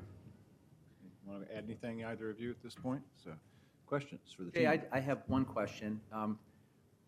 Based on your experience, what's harder, to craft a DDA with the city or to build a barge? Do you want that on the record? Good thing it doesn't take It's that been long. it's been a very interesting experience, something that certainly I don't have a lot of experience at. It's had its ups and downs, but I think we're all going to be, we'll all be able to sit around years from now and look back at the great things we've accomplished. Other questions for the ZRZ team? I just want to say thank you and your team for being patient negotiators and working with us, because it takes, contracts require 2 consensual parties. So, and it has to be a good deal for the city and a good deal for you. And we believe, obviously, that we're at that point. But it took patience and effort on your part of the table as well as on the PDC side. So thank you. Thank you. And again, we really look forward to getting going on what's going to be a very exciting time for us. I've heard that. I've heard that from your team. Interested in building a thing or two. So that's great. Thank you all very much. Yeah, actually, Steve, may I say please. one more thing? Yeah. Mr. Zaidel, about 15 years ago, there was an article in the New Yorker about, it was focused on Philadelphia, and it said that in America, it used to be that there were these families in every city that sort of were the civic culture of the city. They contributed to the opera, they sort of weighed in on major civic events, and now that's less and less true, that every company in America, it seems, is now owned by some other company in Houston or Phoenix or something, and the ones in Houston or Phoenix are owned by some company in St. Louis. And it's really good that we still have a few locally owned businesses and business people such as yourself who think of yourself as full partners with the city, remain citizens of the city, controlling your own business and your own property. So I just wanted to say that I'm thankful that you're still here, been here since 1929 and working with us. Thank you very much. Thank you all. Thanks. Okay, I want to call on Len Michon from the South Portland Neighborhood Association, Sean Becker from the South Waterfront Retail Collaborative, and Michael Harrison from OHSU, please.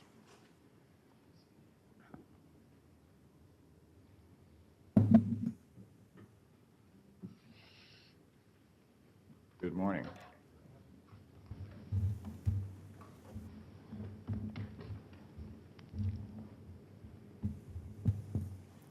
And you want to go first?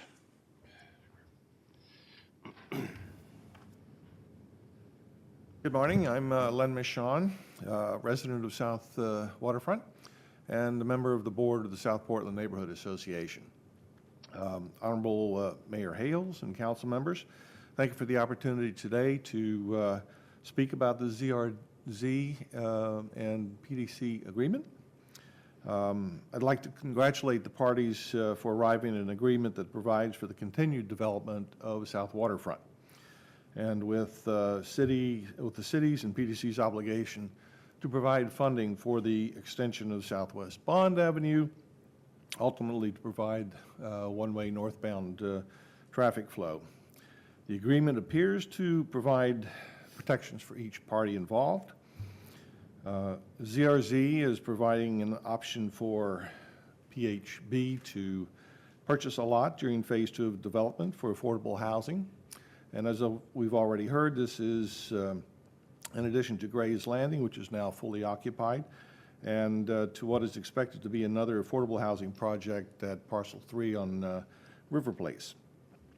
So South Waterfront really will be moving forward on its earlier commitments to affordable housing, which I think is very positive.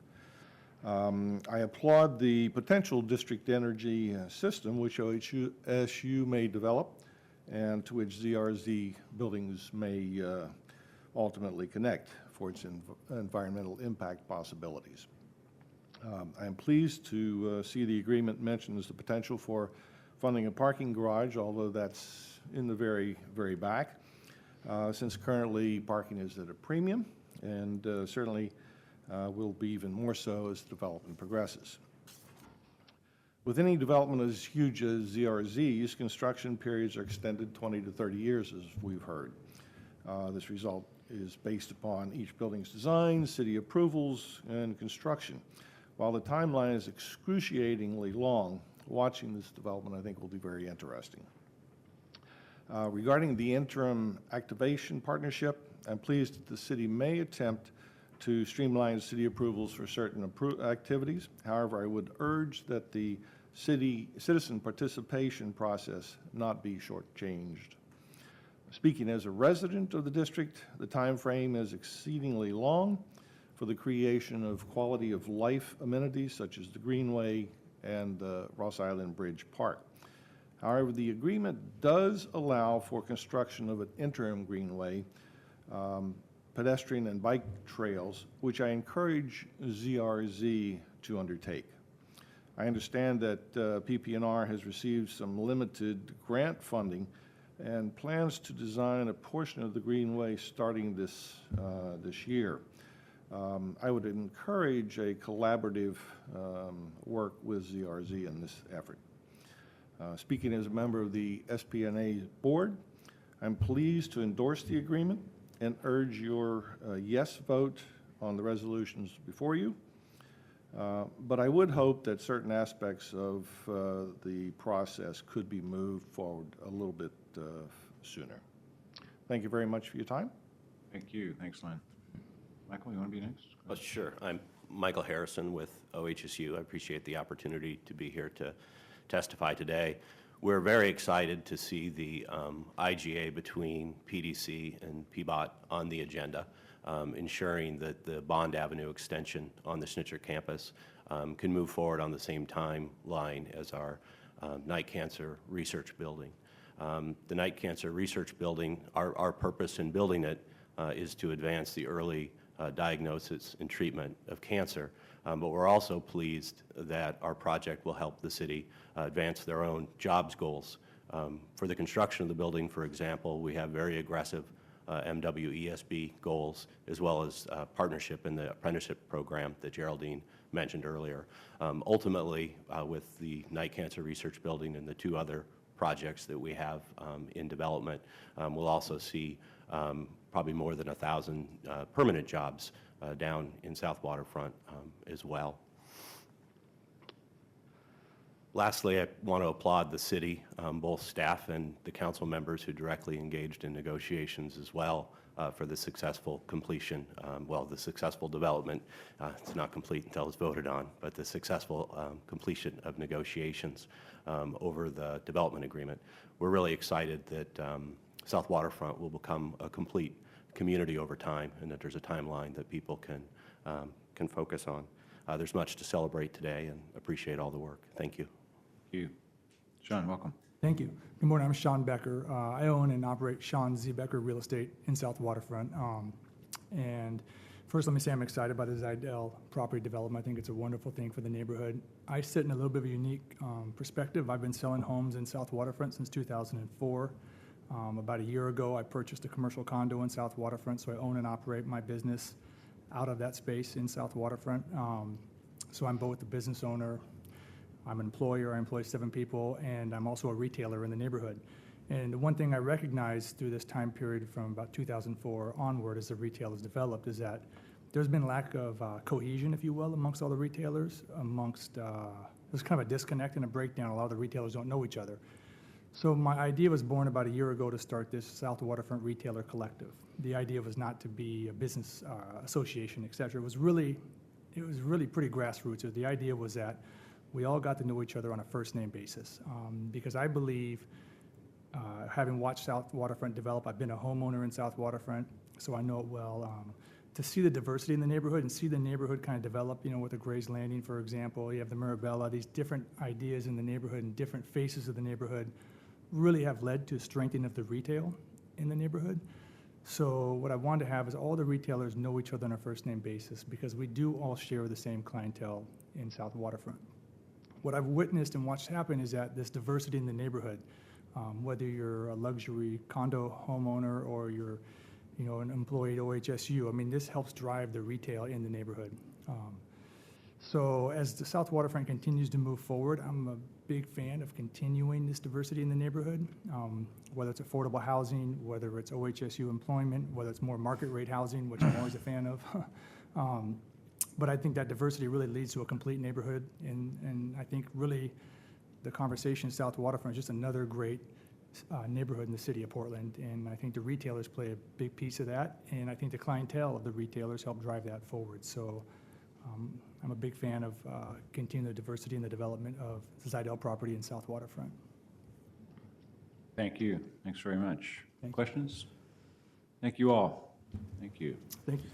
And then the final two invited folks that I want to bring up are Dan Valier from REACH and Rehana Ansari from the Portland Business Alliance. So come on up.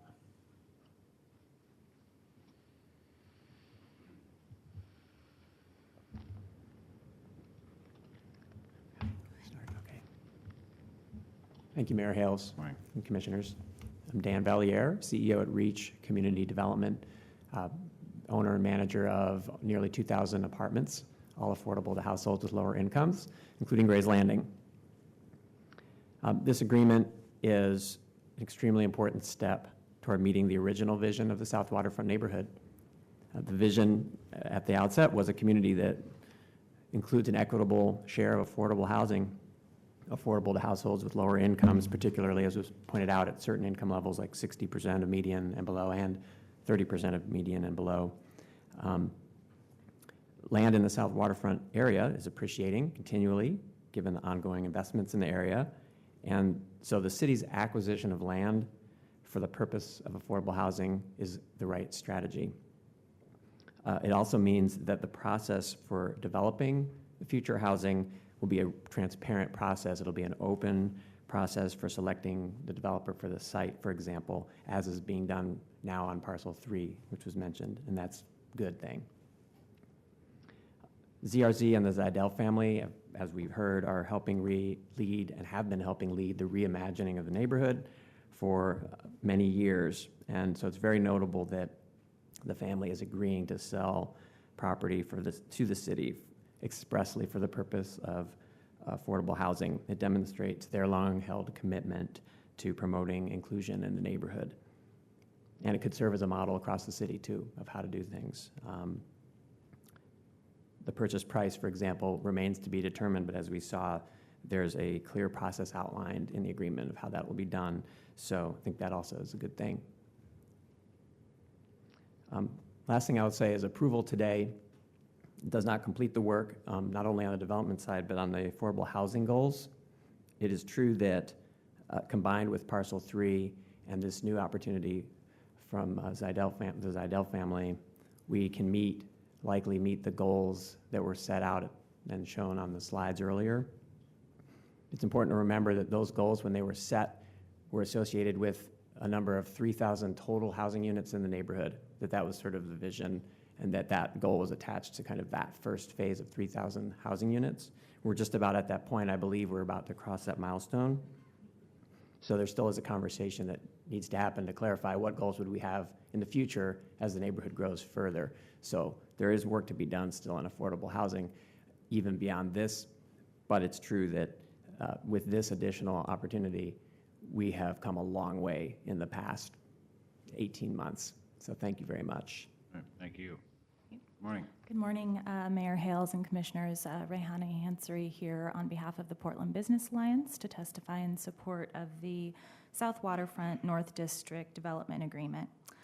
We believe the Portland Development Commission should focus on catalyzing private sector job growth, and this agreement is an effort to do that. We applaud the earlier extension and expansion of the North Macadam Urban Renewal Area, as it has largely made possible the city's investment and affordable housing components of this agreement.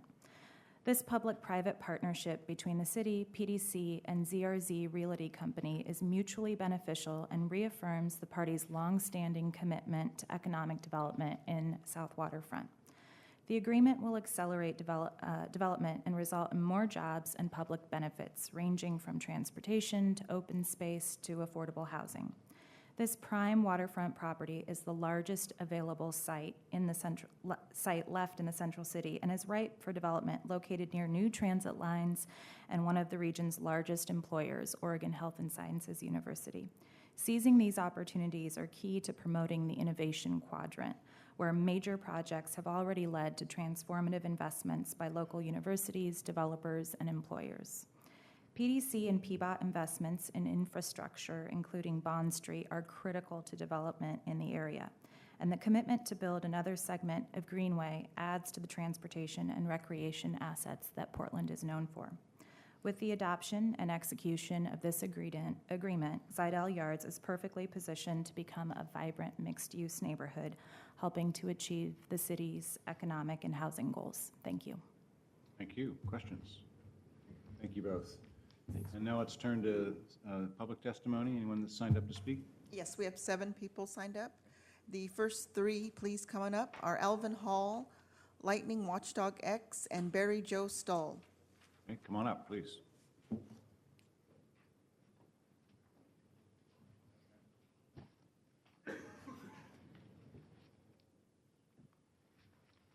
Alvin Hall not here? Okay, let's go with Leah Greenwood then. Come on up. Lightning, I think you're on first. Go ahead. Yes, my name is Lightning. I represent Lightning Watchdog X. I like what I'm seeing here. I like the development agreement. I do want to see it finalized. A couple concerns, I guess, I have on the affordable housing parcel. I want to kind of see that maybe tightened up a little bit. I know you're going into an option type situation, and based upon the environmental, the title, and other various issues, but at a certain point when we determine the price, based upon, hopefully we can do it with 2 appraisers within a range, I'd like to see that tightened up a little bit to where there really isn't an out by the city, that they do commit. They commit to a price, they commit to a time frame, and they deliver the funds to these Zidell companies. So I don't really want to have the city have an out at a certain point. So I'd like to maybe have that tightened up a little bit, especially on the environmental issues, relying upon Zidell companies' information on that. I want the independent studies done by the city, relied upon that information, make your determination. Now, another issue I have on the park, I want to see, as Commissioner Fritz said, I'd like to see some type of a price established, at least at a certain time frame. How much property will be purchased? I understand PDC will do a $5 million toward that. I understand by the drawings that it's going to be waterfront. One of the things I have is that on the waterfront developments of the parks, to me, the river is an extension of the park and the properties. And what I want to see here is that I want to see something else looked at a little bit closer on this, something to do out on the water. I want to see access to boats, whether they're just small boats that people can utilize from the local area there, and then head up to, say, Marine Drive to their other boats. I want a little bit more emphasis on the water. And I know that the Zidell company, it appears as though you will be ending your business there, if I'm correct, at a certain time. Possibly that's in the future. That's just my opinion. But what I'd like to see there is maybe even some type of a museum dedicated to the Zidell company, possibly on a floating barge located at a certain location. Have it as the museum and also as maybe a art type gallery get together, something out on the water that brings people to the water. And I'd like to see maybe the Zidell company and family look at that as a Zidell Maritime Museum. And I think that's very important to have that in the city and in this project. Thank you. Thank you. Mr. Stahl, thank you next. Good morning, Council. Barry Joe Stahl. I only have a couple of things to say. Where's Commissioner Fish when I go to talk? We actually had an affordable housing memorial he participated in here, I'm going to guess about 2008. And what we had calculated was pretty much the one-night street count of homeless people was almost exactly the same as the affordable housing, which had disappeared. The South Waterfront did not build the promised affordable housing. Now that the property values have escalated because of all the city's funding and the development and putting in the road and the streetcar, now we're thinking about how much we're going to spend in future prices to put in a park. No, not in my city. See, I come from the city of Portland, Oregon, and across the way over here, we have a park that was donated to the city. That's what good people do when they're rich, is they become philanthropists. I think the Zidell Corporation has plenty of money to build that park. And I think that $5 million will go a long ways to addressing the housing crisis that we have. Let me repeat myself. Because we never built the promised affordable housing when we developed that whole area and changed it from the toxic waste site that it was. We have remediated that as a society. And now what? We're going to buy it back to put in a park? No. We have already paid. We all have already paid. I paid plenty. And here's what I know about how this kind of system works. I know Commissioner Fritz used to volunteer at Sisters of the Road Cafe. And I had an interesting question for them back in the day. And it's like, well, how come it costs $1.25 cash to buy your meal here, but if you buy it with food stamps at the time, it only costs $1? The answer was, for every $1 of food stamp purchase, Sisters of the Road Cafe got reimbursed $1.25. So imagine that. You're living in a world where you go to the store because you have a job and you buy something, but if you're a poor person, when you go to the store, they get 25% on top just for accepting you as a customer. That's what I'm looking at here. So I'm going to let you all go, and I'll give you a harder time on things I'm much more experienced with. Thank you. Good morning. Good morning. Mayor and Commissioners, my name's Leah Greenwood, and my history in working in North Macadam is closer to 13, 14 years. I previously served as Housing Policy Manager at the Portland Development Commission. A couple of things I just wanted to highlight. The League of Women Voters will be testifying later, and they'll identify in their testimony some of the details about the development agreement. That aren't ideal, and so I support the recommendations that they'll bring forward and won't address them here. But I did want to say thank you for stopping the process and asking ZRZ and PDC to kind of go back to the table and look at how they could address affordable housing in the development agreement. I know doing that at a late date doesn't put PDC in the greatest position of leverage, and I think that what they have proposed is a long ways from where we were just a couple of months ago. So it is exciting to see this is a historic development agreement, both as it relates to the residential development, but just the development and economic development that'll come from development of that property. One of the things I did want to address is, as a number of folks have said already, this agreement itself isn't the only thing that needs to happen in the district as it relates to affordable housing. I wanted to highlight that when the district was being created, there was a jobs housing group, and it was focused on housing, jobs, and jobs housing balance, which at the time was the buzzword. Now we talk about workforce housing. We can call it whatever we want, middle income housing. It's the whole range. But I wanted to highlight that the jobs housing group that focused on the balance acknowledged the transportation constraints in this district and the importance of creating residential opportunities for the workers in the district and the workers at OHSU because of the investment that the city was going to make in that transportation infrastructure.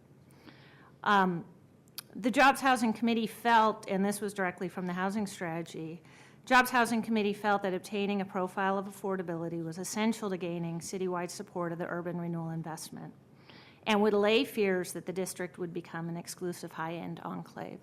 So these were the discussions that we were having before we even approved the urban renewal district. And I do think right now we have one affordable housing project. I would argue that everything else is a high-end enclave. We do have, OHSU does own significant land in the district, and I'd ask that the city work with OHSU to find how we can commit some of that land for residential development, affordable housing, and workforce housing. OHSU still owes PDC $2 million. The value of that probably is about $2.4, $2.5 million, looking at inflation, not taking into account opportunity costs. And we know from a survey in 1999 that 88%, at that time, 88% of the employees at OHSU made less than $50,000. 1/3 of the employees at OHSU made less than $20,000. So I really want to see that we're having a conversation about how both affordable housing and housing at 80% median income really does support OHSU and the work they're doing and our economic investment in the district. So let's see how we can turn that $2 million into something that is supportive of our broader commitments in the district. Thank you. Thanks very much. Okay, take the next three, please. Are Laura Campos, Debbie Iona, and Philip Sellinger.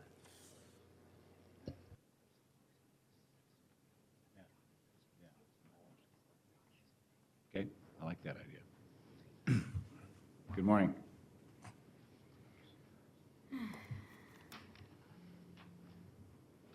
Good morning. My name is Laura Campos, and I've been testifying about this for 32 years. I even brought my historic Sister Zidell Master Plan 1986 document. But I want to make a point that with all due respect to the Zidell family that has lived here for 86 years, Native Americans occupied this land for much longer. Not that I'm representing the Native community, but I am Native American. I moved to Portland in 1977 to work for Mayor Goldschmidt to work on the comp plan and the Greenway. I also know that our neighborhood plan was passed in 1977 and talked about redeveloping this site. So I've lived about 8 blocks. Well, I used to live 6 blocks, but then they filled in 2 blocks of the river. So now I live 8 blocks from the river since 1981 in the historic Lair Hill neighborhood. Everyone seems to forget that this area was a floodplain. And this map shows that. And I want to thank Amanda. I know that I had a lot to do with mentoring her in her early stages for planning. And I want to thank her for saying that there are not unlimited funds for park purchase. Thank you. And I want to go further. This site has been largely illegal fill that harmed the Willamette River back in the 80s, and my neighborhood at that time testified against that. The property owners, in my opinion, stole land from the public and should not profit from their wrongdoing. Secondly, in regards to the stormwater problem, the problem was created by the property owners, the Zidels. There wouldn't be a stormwater problem if they hadn't illegally filled the river. So as Native Americans, we know that this area was a natural wetland that adequately handled the stormwater. I know your exasperation, I'm just living in the past. But I think it's significant when we're spending a lot of public money to step back and take a wider view. The illegal fill caused significant harm to wildlife, plants, animals, and as my people know, this violates a sacred connection between man and environment. So we're creating an imbalance, and I'm not grateful. Thank you for your time. Thank you. Good morning. Hi. I'm Debbie Iona, representing the League of Women Voters. Today I'll focus on several points from the written memo we submitted. The DA places deadlines on the city's acquisition and development of the park and the affordable housing parcels. TIF will be needed to finance those projects. The availability of TIF depends entirely on when ZRZ develops its properties. It is important to keep in mind that there is no obligation for ZRZ to develop anything. It is not. That's not completely true, and I'm on your side on this. But remember the slide that they showed us earlier? There's $47 million without Zidell. We're putting $19 million into parcel 3. So we've actually got $47 million to do the 2 projects that we've promised without the Zidell money kicking in. The Zidell money kicks us to 60, and I'm on your side, and I want more housing, and I want to make sure we hit our targets. But I just want to be clear, the assumptions around money for affordable housing to get to the 47, which is the amount we have for the first 2 projects, is exclusive of the Zidell agreement. Okay. Let's see, where was I? Sorry. Okay.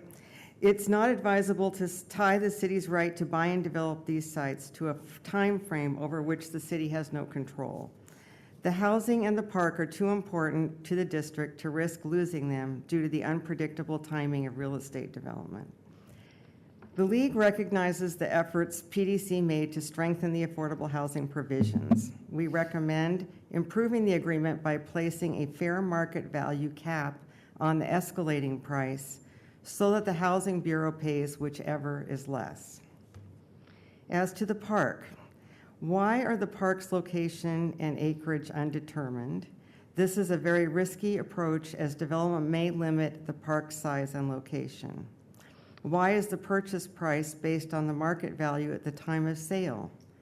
Given the timeline for the steps that need to be taken first, it is conceivable that a price will not be set until 2020. Over time, land costs are likely to skyrocket. Keep in mind that in 2006, the city paid $5 million for Block 49. This DA commits only $5 million in TIF for acquisition. Instead, a timeline and pricing formula similar to that for the affordable housing site should be applied.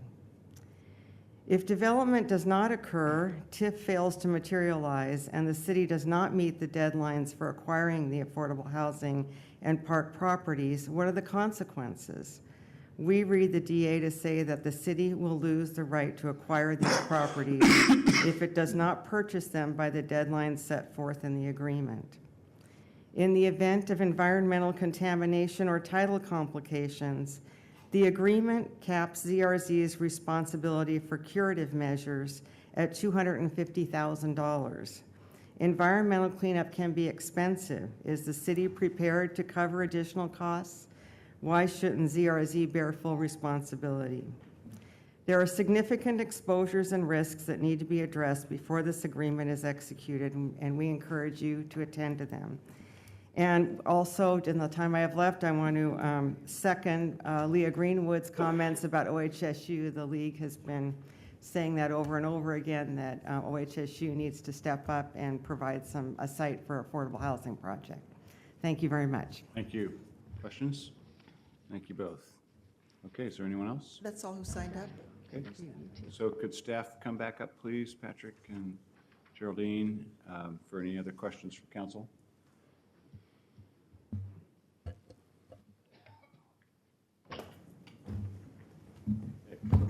Patrick, the league, Debbie raises a question, I think a very important question about under what circumstances could we effectively lose the option to purchase the dirt in the Zidell development for affordable housing. Now, we've got timelines here, and we know from your presentation, we've got resources, TIF resources that are developed exclusive, independent from the Zidell development agreement.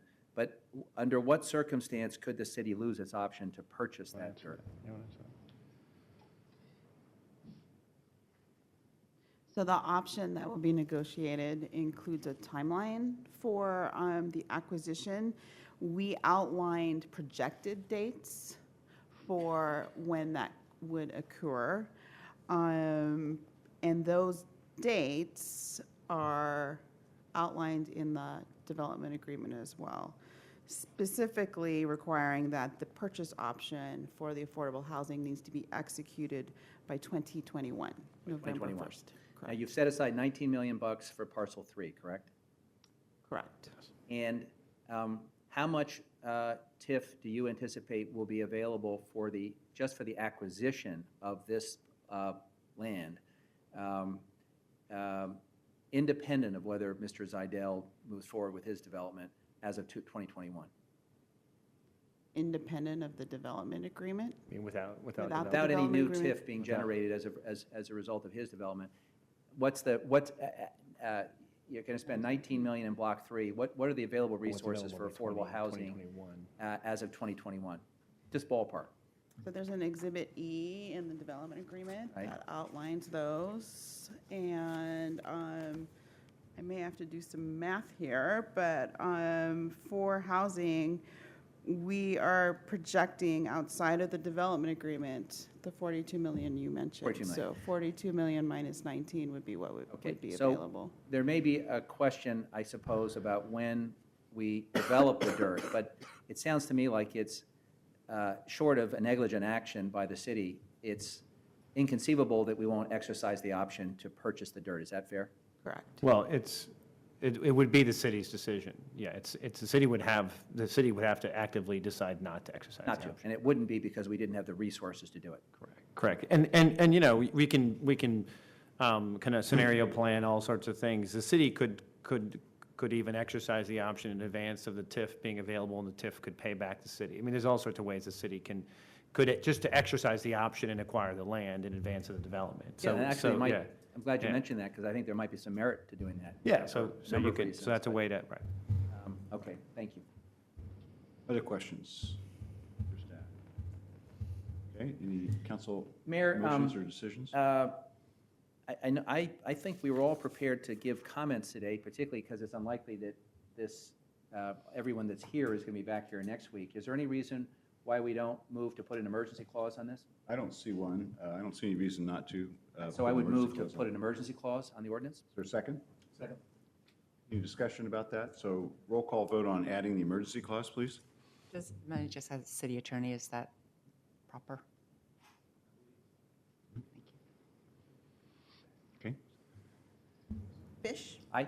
Saltzman? Aye. Novick? Aye. Fritz? And I believe it's because it's in the public interest to move expeditiously in implementing this agreement. Aye.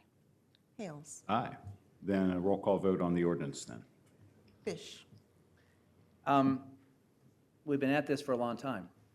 I was trying to think of what the appropriate analogy would be. And the best one I could come up with is a high school romance. It seems to me over time it was on, it was off, there were new issues, new faces, new circumstances. But congratulations to everybody that brought this home. And I want to acknowledge Mayor Jillian Detweiler on your team.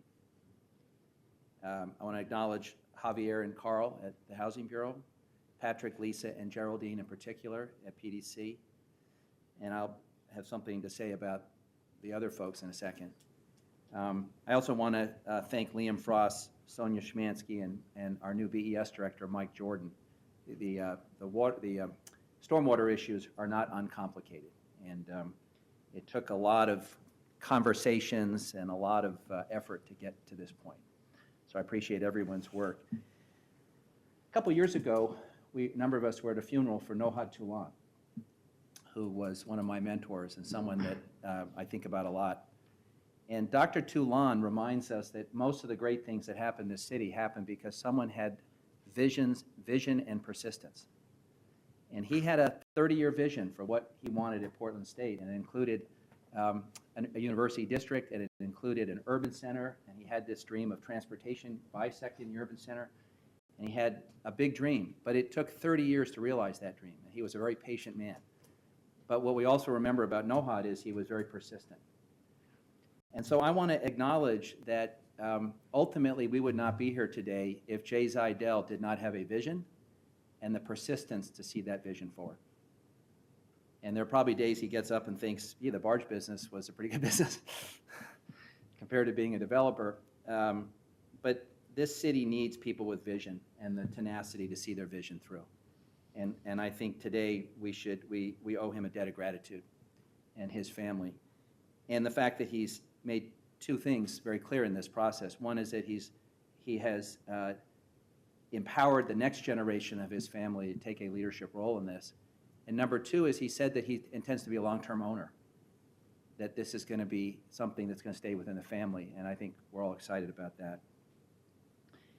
I have a sense of how much work behind the scenes had to get done to get to this point, and two words that come to mind are collaboration and trust. A lot of collaboration, and then at the end, it took a lot of trust. And it took, in fact, some members of the council up here, it took a leap of faith. And it required some of my colleagues to actually roll up their sleeves, go down there and rethink some assumptions about how we're going to do this. And to those who say that the commission-style form of government has this built-in inefficiency, I think this is an example where everybody on this side of the table brought something unique and important to the process. And I especially want to compliment my friend Commissioner Fritz, because I think there were some issues that she cared deeply about, and as is her style, she got directly involved in the sort of personal diplomacy to satisfy her concerns. A couple years ago, we were looking at a district before the mayor's proposal to do reset on urban renewal generally that was projected to have about $7 million for affordable housing. Today, we are contemplating $60 million.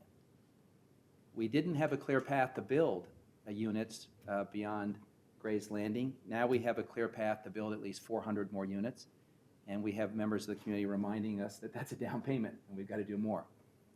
And I celebrate that because that ultimately means 400 families that cannot afford to live in our city are going to have a choice, a chance to live in a very desirable neighborhood.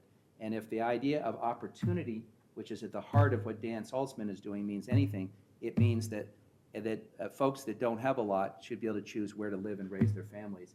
And I think over time, you're going to be hard-pressed to find a more attractive and desirable place to live than South Waterfront. And finally, I just should acknowledge that I think Gretchen Kafori is somewhere smiling down on us today, because she was a very loud voice for making sure we honored our affordable housing commitment, and we have come so far. And finally, it is our tradition when we adopt something like this to then collectively wish that our partners are wildly successful. Because this is one of those moments where your success rebounds to the benefit of everyone. So Jay, we hope you're wildly successful. We hope that Google decides to relocate, have their world headquarters, and you're there. We hope that Nike wakes up and has buyer's remorse. We hope that everyone's beating down your door, because if you are wildly successful, then the whole South Waterfront and the whole city benefits. Mayor, thank you for your leadership on this. It started with this bigger vision you had about reset on urban renewal, and we're now bringing home something that I think once, not that long ago, people doubted we could do. So congratulations to everyone who had a hand in this. Aye.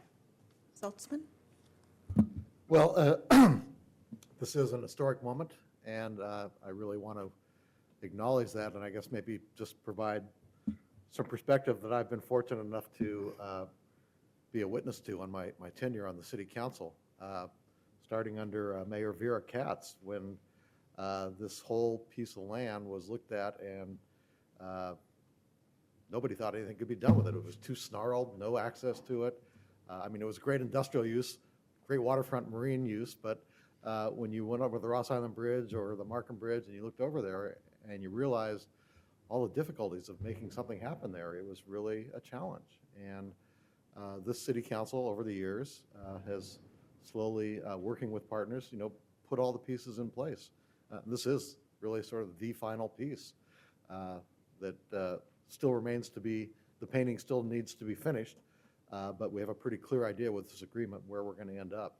And I think it's just a real credit to everybody in the city of Portland who has had the patience to stick with this process and to start developing the essential infrastructure to make this work. And it started out with some visionary people taking a risk on building housing down in this area. And for a long time, and even still today, it kind of looks out of place, but it's popular.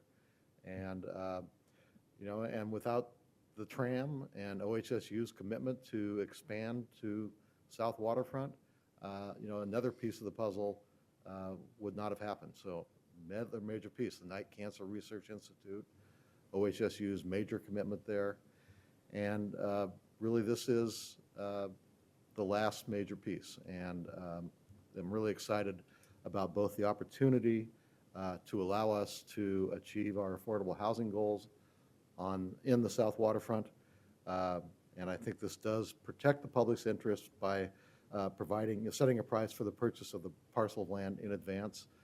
And I believe that we will, based on the wildly successful development that we anticipate will happen there, that we will have adequate resources when those resources are needed to add these additional units of affordable housing and more. And so I'm really just want to recognize again the Zeidel family's contribution to our city. I know, like being up here, being a witness to all this, I've had many chances to meet with Jay over the years and share in some of his frustrations, or at least listen to his frustrations with the city. And but I've also seen the newer generation come along, and I think really sort of, really put some new energy into doing something down here. And I just want to take parenthetically just say how great it is to sort of start attaching identity to Zeidel Yards. When I read about concerts happening down there on Willamette Week, or ads in the Mercury about, the food cart festival, the Zeidel Yards, I mean, it's starting to really catch on. People are starting to recognize this sense of place. And that's only going to bode well, I think, for the future development down here. And, I too hope somebody like a Google or a Nike will take another look at this tremendous opportunity to have people work and live in our city, and with tremendous transit access and greenway access and a new park. So it's all very exciting, and I feel fortunate to be able to sort of be here as a witness to this final piece of the puzzle being put together as well. And I know there's probably going to be obstacles along the way to getting to yes, but I do want to thank PDC, Geraldine, Patrick, Lisa for really getting this deal across the table. The mayor's office, Julian Detweiler, Portland Housing Bureau, Javier Mena, and Carl Dinkelspiel in particular. And I just think we're at a great point, and I'm really pleased to be able to be here today to support this. Aye. Novick? It takes a village of city bureaus to raise a development agreement. And I'm very grateful for the work of staff of PBOT, including Kurt Kruger and Dan Layden, and BDS staff and park staff, and BES, and the city attorney's office, especially Harry Auerbach. So thanks to all of you, and thanks to everybody. Aye. Fritz? Much has been said, but not just been said by everyone, so I'm going to repeat some of the things that have already been said. Thank you to Jillian Detweiler in the mayor's office, to Geraldine and Patrick at the Portland Development Commission, Tim Crail, Patty Howard, and Tom Bizot in my office, and Mike Abate and our team at Parks. And to Jay Zeidel and your team. It's truly a public-private partnership, which we all hope is going to succeed beyond our wildest dreams.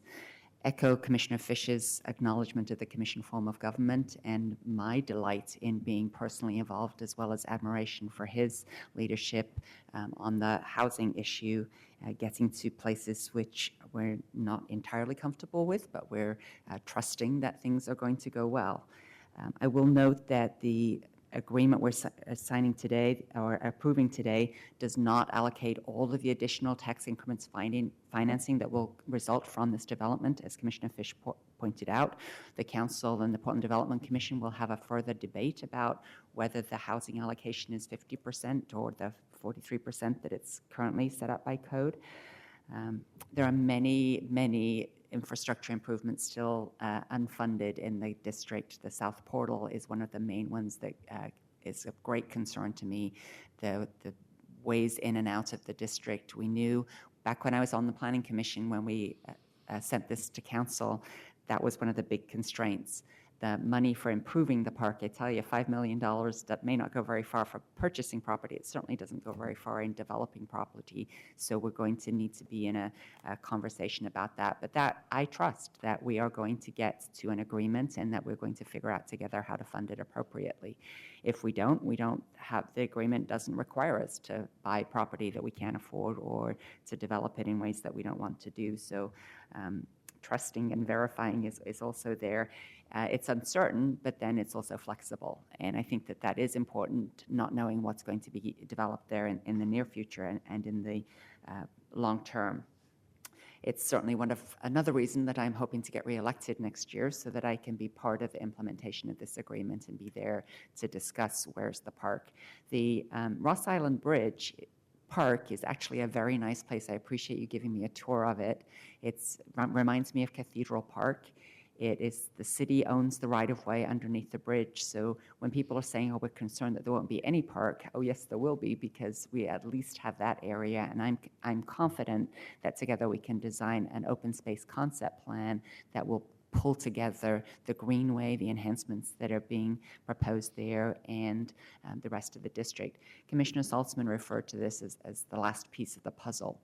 I'm reminded of the winter Christmas vacation that I spent with my husband's family. We did a puzzle that was circular, so no edges, or edges but no corners, and entirely green, so no colors. And we spent it's New York, so it was snowing, so we spent the entire vacation putting together this puzzle, and lo and behold, there was an extra piece after we got the entire thing done. The puzzle was done, but there was an extra piece that didn't fit in. And so I caution us, we need to be clear, this neighborhood didn't develop over the last 10 years the way it was envisioned. It was supposed to be a lot more jobs than housing. That didn't work. I'm really grateful for the Knight Cancer Institute that is now bringing in those additional jobs. And clearly the Zidell property development can also focus on jobs as well as housing. If it's going to be a truly mixed neighborhood, it has to have both. But it's not currently a great neighborhood, I would have to say. It has some things that are lacking. It's coming along. But this development agreement is the make or break for the entire area. If we can get it right, it's going to be a wonderful community to live, work, and play in for 100 years and more. If we don't, it'll be not quite what we thought. And I think with this development agreement, we're set in a path of, yes, we can still see the vision, we can get there, and we're committed to the partnership to do so. Very much appreciate the League of Women Voters for their ongoing attention to this. There's folks there who have been looking into this for many years, and indeed Laura Campos, who mentioned that she's been doing it for 32 years. So we have committed community members who also want it to work, whether they live in or near the district or not. And I appreciate the mayor's leadership in allowing us all to be part of this to get to an agreement that I can support. Thank you. Aye. Hales. Well, let me say I feel the heft of this decision in part because of context, not just because it's been painstakingly negotiated with a lot of people that have done good work together over quite a bit of time, but also because of the importance of this decision in terms of urban development.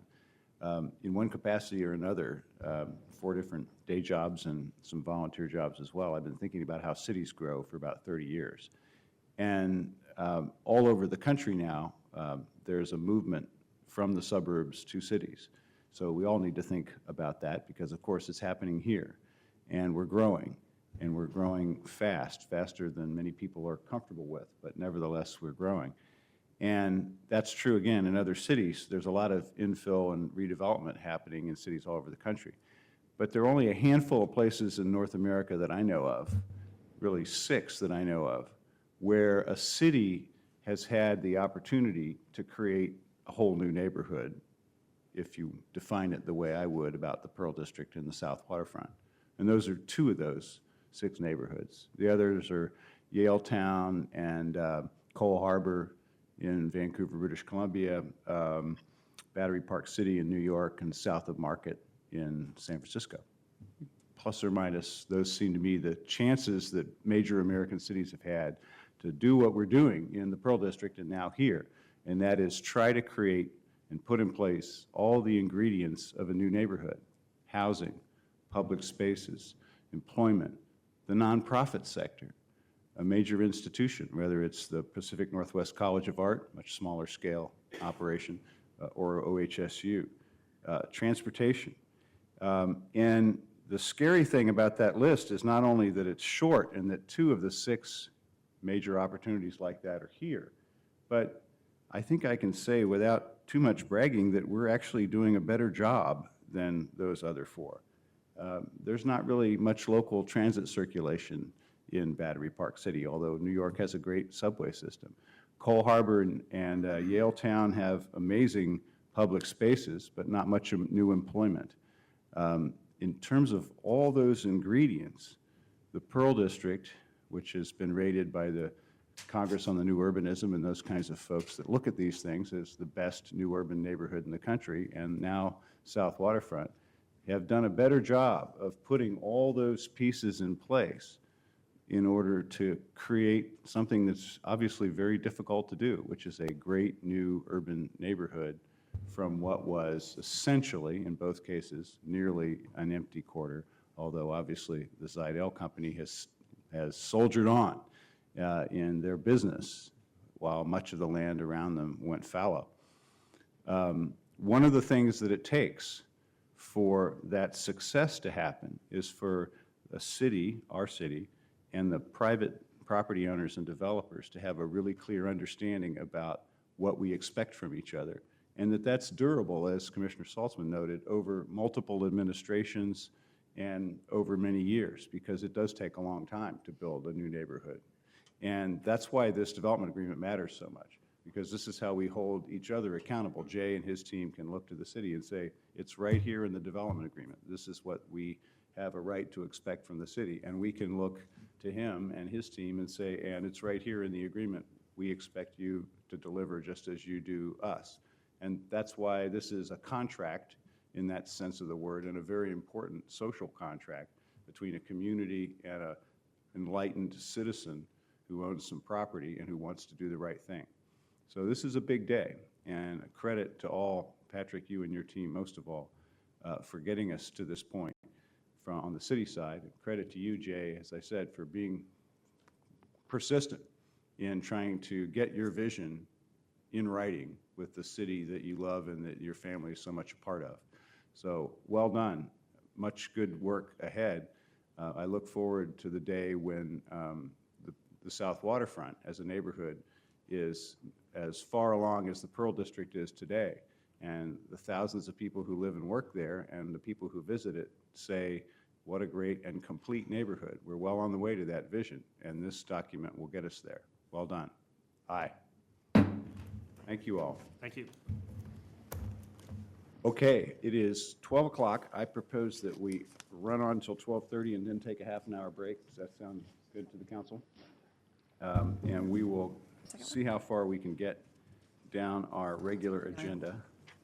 We have that one item that we pulled from regular. It's yours. No. We have one more time, sir. Mayor, we Oh, sorry, we have the second item. We have the second of these two to vote on. No, I know, but I mean, we read, Steve, you want an emergency on 59? we don't need to. Or just let it go a second? Yeah. let then we that have go a to sec- time Okay, certain. so yeah, 6:59 goes to second reading. That's right. Sorry, I blew past 6:60. So we will do 660 next.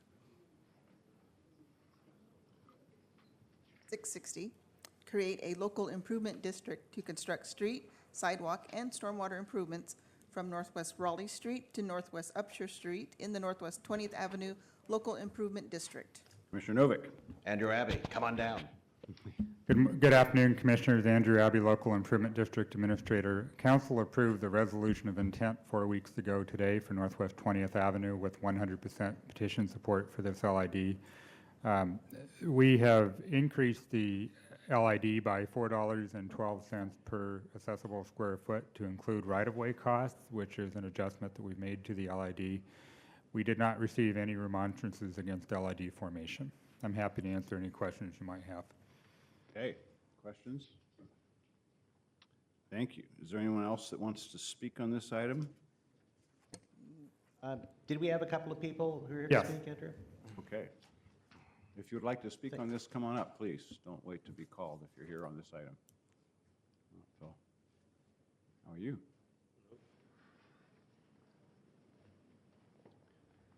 Good afternoon. Morning. My name is Phil Sellinger, and I'm here today representing the Northwest District Association neighborhood. And more than just accommodation or cooperation, the relationship between Conway and their development team in the neighborhood has been closer to a partnership. We were invited to be part of their master planning process for their properties early on, and that included the traffic impact analysis that was projected for the district around the Conway properties. The 23rd and Vaughan intersection was really a focus of a lot of that development pressure on the transportation system. There are only 2 freeway portals into the dense Northwest neighborhood, this being one of them. And we know that Conway was going to be a large contributor to that development pressure, but not the exclusive contributor. And so it's really important and appreciated that Conway has stepped up to support this LID. So we were a part of this conversation with both PBOT and ODOT in analyzing the problems. It's a tough challenge. There's no great fix for making that intersection and the area around it work efficiently. But we'd like to think that the so-called jug handle fix and the punching through of Northwest 20th makes the best use of the existing infrastructure to address those problems. Not only does it help address the traffic pressures on the 23rd and Vaughan intersection, but it also helps connect the neighborhood with itself, the Northwest neighborhood with the industrial area to the north, which is also redeveloping pretty quickly.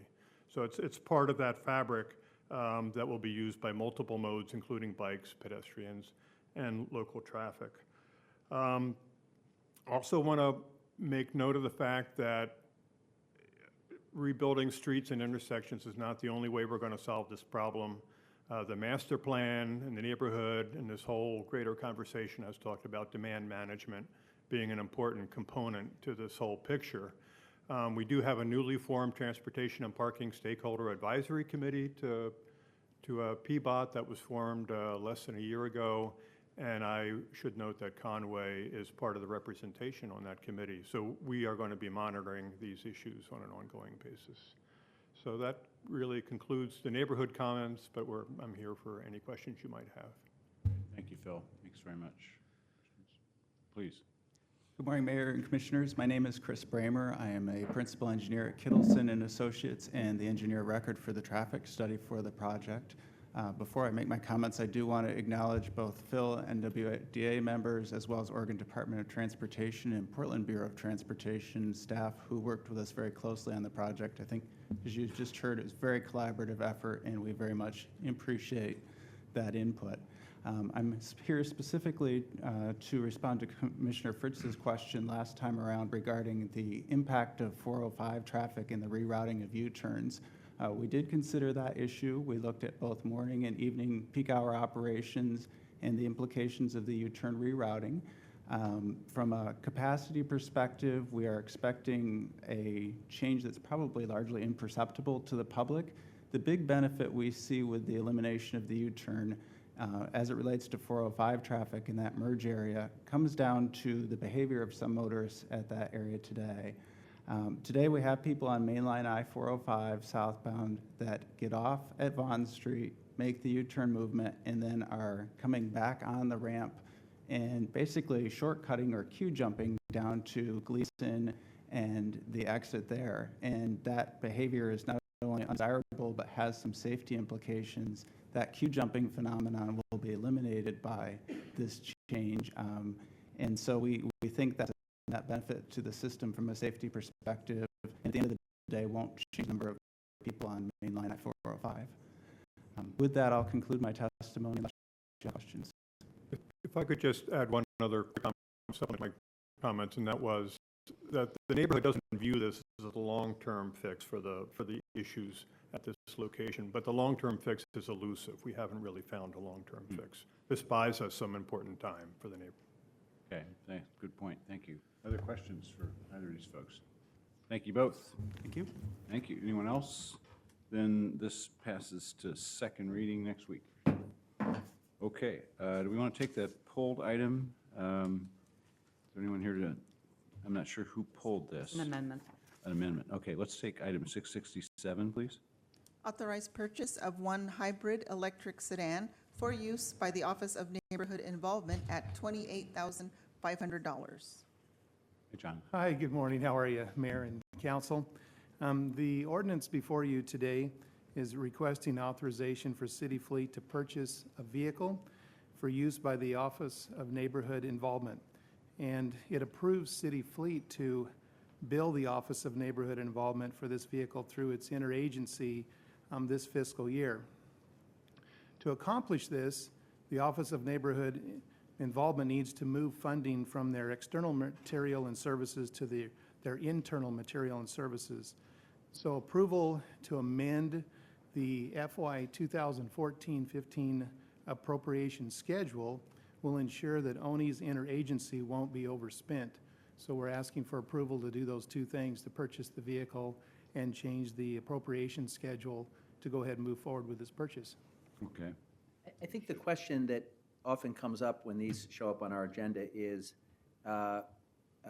why would any bureau need a dedicated vehicle when we have a fleet that can be accessed on call? So why does it have to be a dedicated automobile for ONE rather than, on demand? I think that's an excellent question, and there isn't a representative from ONE here, but let me explain it in the way that I understand it, is that my understanding is that ONE doesn't have any vehicles assigned to them at all, and they need a vehicle that is used for multiple shifts per day.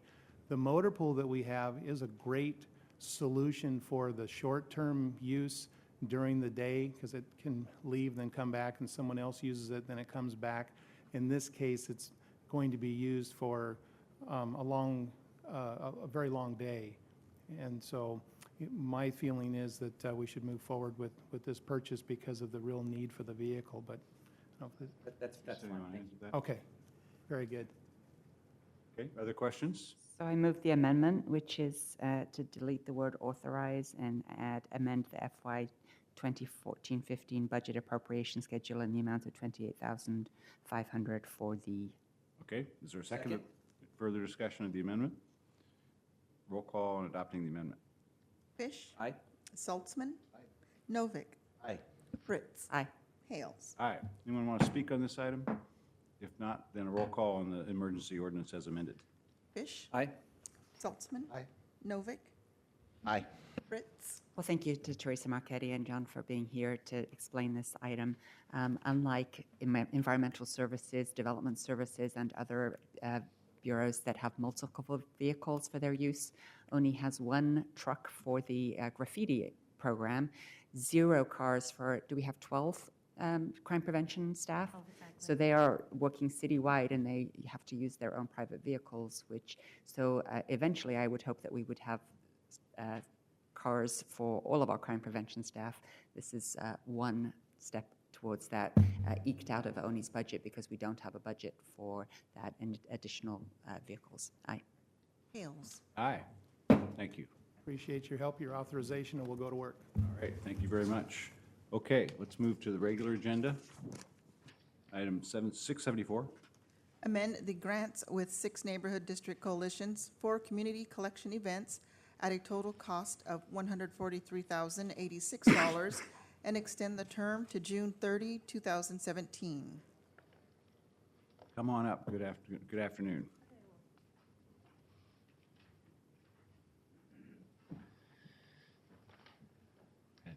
Good morning. Thank you for having us. We're bringing forward an ordinance to authorize the 2-year amendment to the grants for the District Coalition in order to deliver community collection events. Who are you again?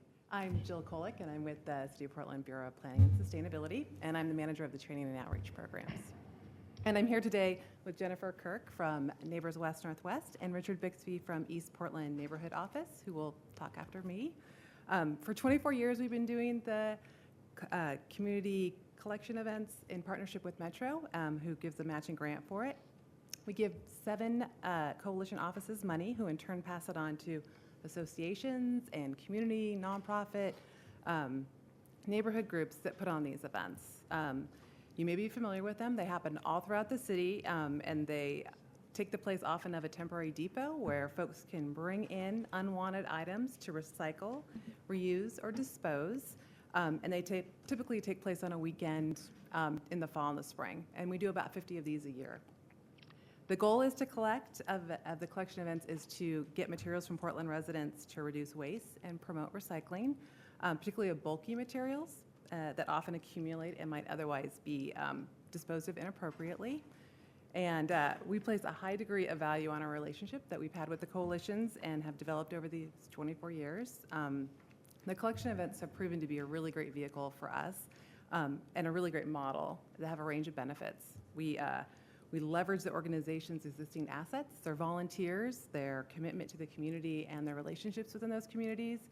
We also build community capacity through leadership development, broad community involvement, and also tapping into other aspects people can join the coalition and association offices to help out. And of course, there's the fundraising element as well. We provide a high-value service to residents, give them the opportunity to promote, to properly dispose of typically hard to get rid of items, and that helps solve some neighborhood nuisance issues. And then we also increase reuse and recycling, especially of larger items.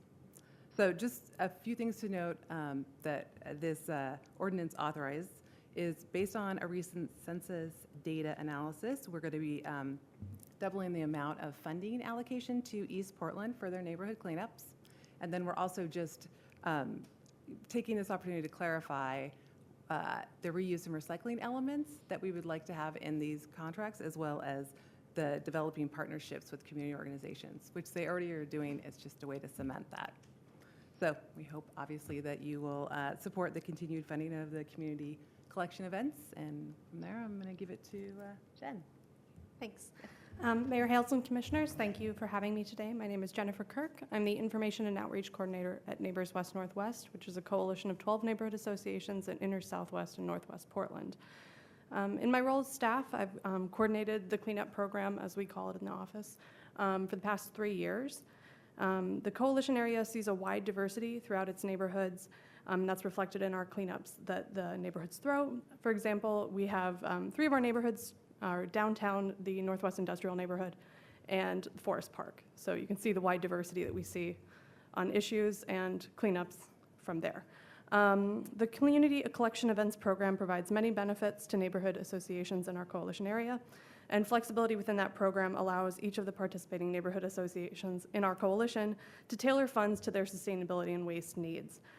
Some neighborhoods use the funds to hold litter cleanups, and while others focus more on the recycling or bulky waste aspects that Jill was mentioning. Neighborhoods that participate in the program are able to use the funds to address livability issues, to provide a service to their neighbors, and to attract volunteers to contribute to future community events. For several of the neighborhoods that participate in our coalition area, the collection or events are an annual service project. This is one instance of how the general public is introduced to neighborhood associations outside of regularly scheduled meetings. And in this way, the program allows volunteers at specific discrete events to be introduced to the neighborhood system and civic engagement. Expansion of the program will allow more flexibility for volunteers who plan and host community collection events. Long-term volunteers can continue to host their successful events. For example, both Forest Park and Sylvan Highlands have been holding their events for over a decade. But this amendment will allow neighborhoods with different needs to try out new types of collection event styles. For example, the Pearl District and downtown have both expressed interest in focusing on reuse and hard-to-recycle items because recycling and reuse is a challenge for low-car communities and multi-family dwellings. To reflect this need, this fall, Coalition and BPS staff are developing a pilot project between the Downtown Neighborhood Association and Portland State University that will focus on e-waste and recycling specifically. We hope that this will be a model to deploy in other dense neighborhoods that are not amenable to the traditional bulky waste cleanup structure. We also have challenges. If you have an annual event, you usually have a lot of people that come out. When you don't have a lot of space, it's hard to accommodate those people and their needs. So we're looking at potentially having smaller, more repeatable events to suit the community's needs on a regular basis. It would be similar to how our neighborhoods institute their litter cleanups. In these cleanups, we have a partnership with Solve and local businesses to keep costs low. And repeatable litter cleanups are community events with more volunteers, including opportunities for youth participation and community service. Finally, the program expansion will now also encourage potential partnerships between neighborhood associations and nonprofit partners within our coalition boundaries, which will strengthen connections and build community capacity. We look forward to the next 2 years in being able to try new things with this contract amendment. We appreciate BPS's staff's creativity and the program's flexibility, which allow for volunteers to better help their communities. Thank you. Thank you. Richard, welcome. Mayor and Commissioners, I'm Richard Bixby with the East Portland Neighborhood Office, one of the 7 coalitions that receive this funding. As Jen was saying, these cleanup funds do provide an opportunity for neighborhood associations to build their capacity to connect with their community, all while organizing events that promote proper disposal of bulky items and reuse and recycling. I'd like to thank BPS for taking the step this year and looking at their historic formula of how they divide these funds amongst the city coalitions and taking the step and creating and adopting a more equitable formula. This does benefit East Portland. And with the additional funding, we look forward to reaching even more of the community out there with these events. We are also excited about the chance to work with other community organizations on this cleanup program. Neighborhood associations have been doing these cleanups for many years and have used them for both building their internal capacity and serving the larger community. We think other community organizations can similarly use these. We're looking forward to working with BPS on figuring out how we can best reach other communities that are out there that might be interested in these events. We've also had a lot of partnerships between neighborhood associations on these events, and we're looking that as we expand this, we'll be able to expand more partnerships out in the community. So I support this change and the continued funding of this program. Great, thank you. Questions? Thank you all. Thanks very much. Thank you. Anyone else want to speak on this item? No one else signed up. Okay, then roll call vote, please. Fish, Aye. Saltzman, Aye. Novick, Aye. Fritz, Very pleased to see a step towards more equitable funding. Aye. Hales. Good work. Aye. Okay, 675, second reading. Extend contract with EC Company and increase the total not to exceed amount to $3 million for solar system installation services. Roll call vote, please. Fish, Aye. Saltzman, Aye. Novick, Aye. Fritz, Aye. Hales. Aye. 676. Improve land use and other city regulations through Regulatory Improvement Code Amendment Package 7, technical amendments. Roll call, please. Fish, Aye. Saltzman, Aye. Novick, Aye. Fritz, I appreciate the partnership between the Bureau of Development Services and the Bureau of Planning Sustainability. This was a great package, and it's fun working with you on it, Mayor. Aye. Hales. Same back at you. Aye. 677. Mayor, I'm going to ask after the reading of this to suspend the rules for a second, but Okay. let's get the title in. Okay.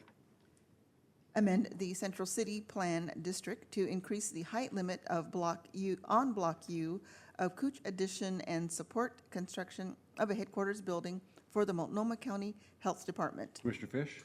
Mayor, I was unable to join the council last week because I was in Salem. And I support the matter before us, but there is one issue that I seek clarification on. As the council will remember, this is a little bit of a two-step. The city made a commitment of urban renewal dollars to help the county build a health department building. And the Housing Bureau independently determined that Block U, which is adjacent to Bud Clark Commons, was an appropriate site for a health department building. And because it otherwise met the criteria for 30% set-aside funding, agreed to add the dirt with no additional consideration into the deal. The understanding then, when a different building was being designed, was that a lot of care would go into the design so that it did not unduly burden Bud Clark Commons in two respects. Well, the most important respect is the public spaces, the outdoor spaces at Bud Clark Commons, as you know, are on the eastern side of the building. So the original building was designed with some setbacks and with an eye towards how do you not intrude, how do you limit the impact on the outdoor spaces, which are an integral part of Bud Clark Commons design.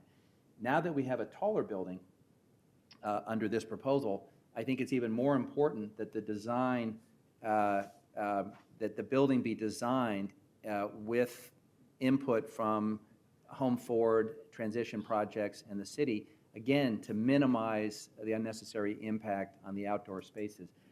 I didn't see anything that formally required that consultation, and this is separate and apart from the design review process that they have to go through anyway. So I support the additional height, and the county has faithfully gone through the hoops that we set out for them in getting community approval. But I want to just make sure that the design, that the folks designing this building are working with our partners to minimize the impact on Bud Clark Commons. And for purposes of this vote, I'd be satisfied to have Doug Oblitz make a representation of that effect. Okay. Doug, come on up.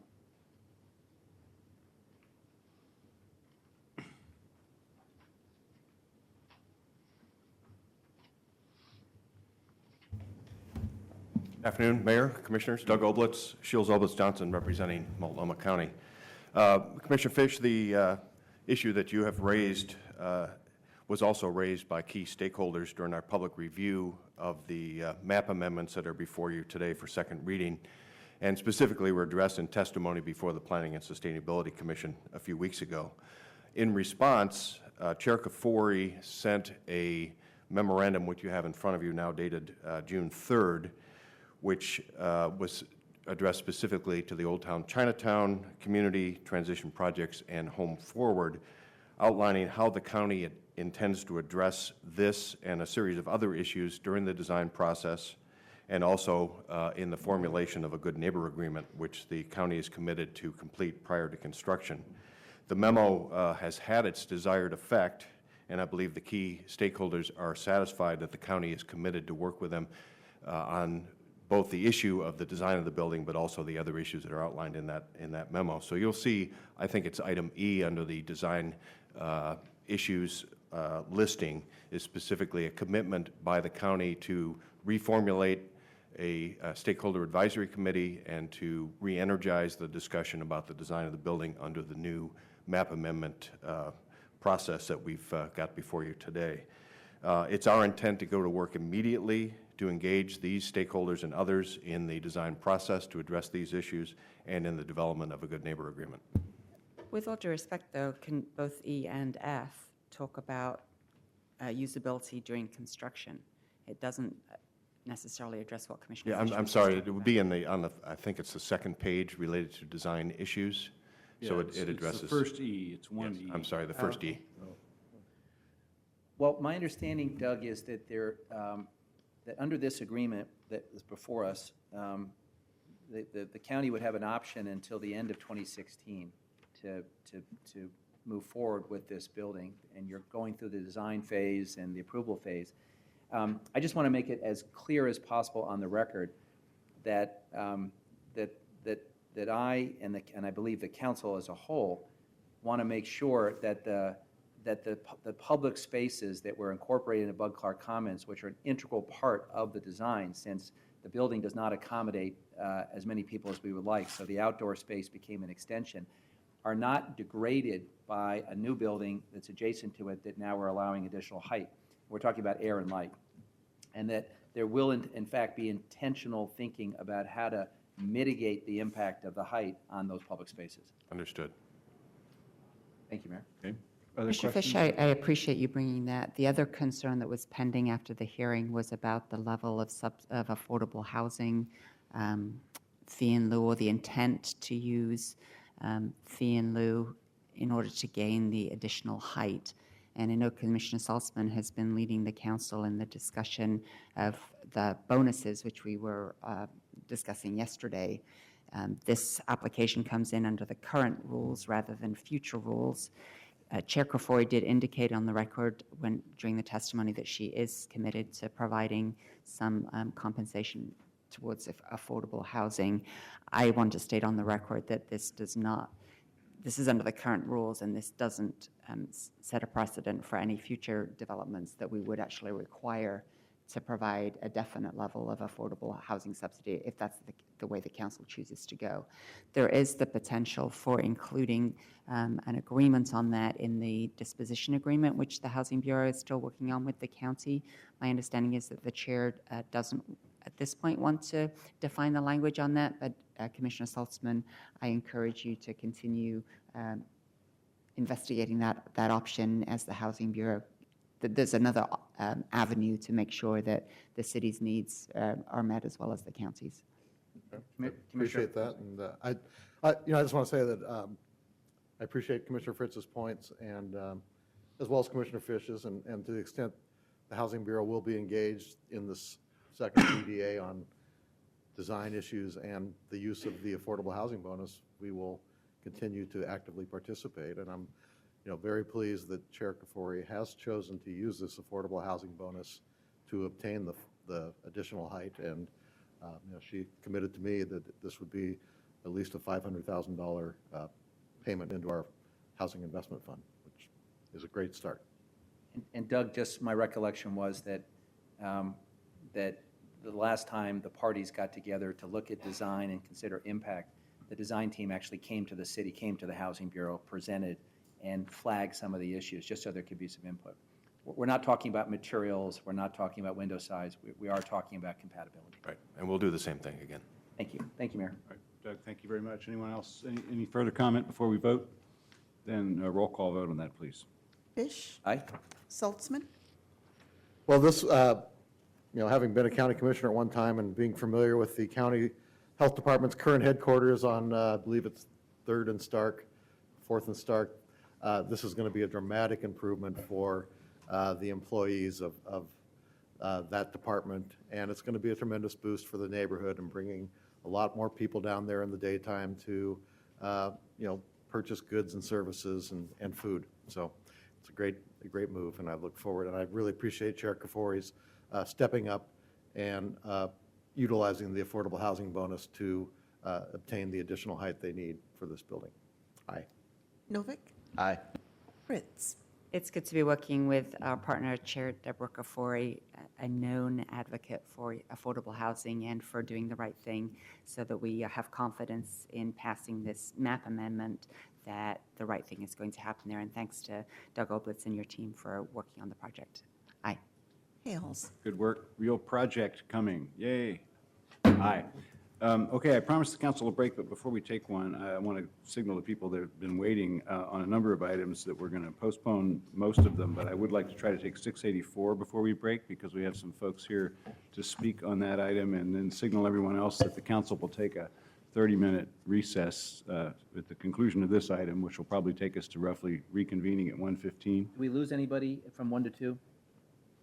I don't believe so. Okay, so we'll take 684 before we break, and then we'll come back at 1:15. 684, authorize the submittal of a boundary change request to the state of Oregon to add .46 acres to the Portland Enterprise Zone. Mr. Quinton, Mr. Rowe, come on up.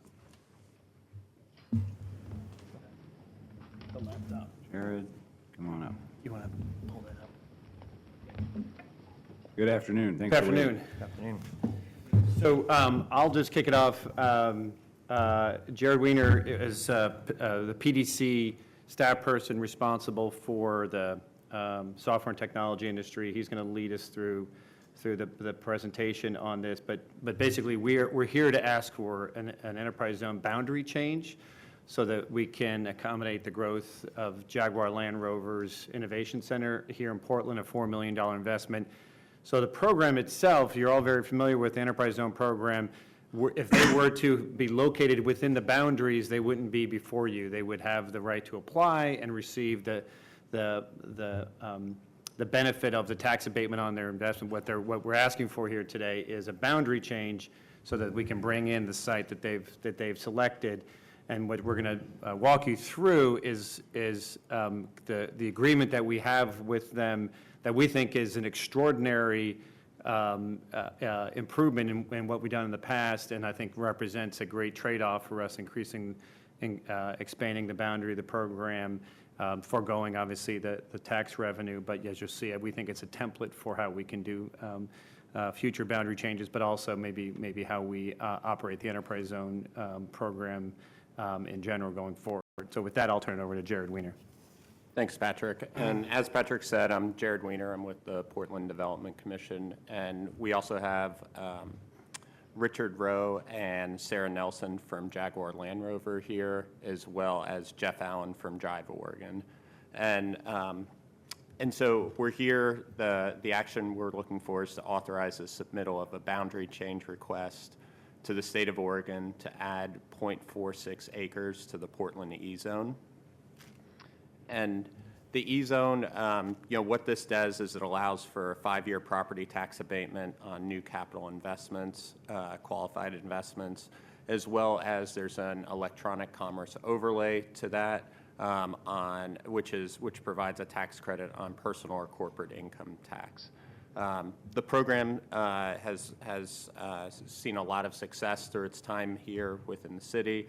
We've received a total investment of $1.2 billion, a local procurement that's resulted from that of $58 million, and there's been 42 new projects since 2011.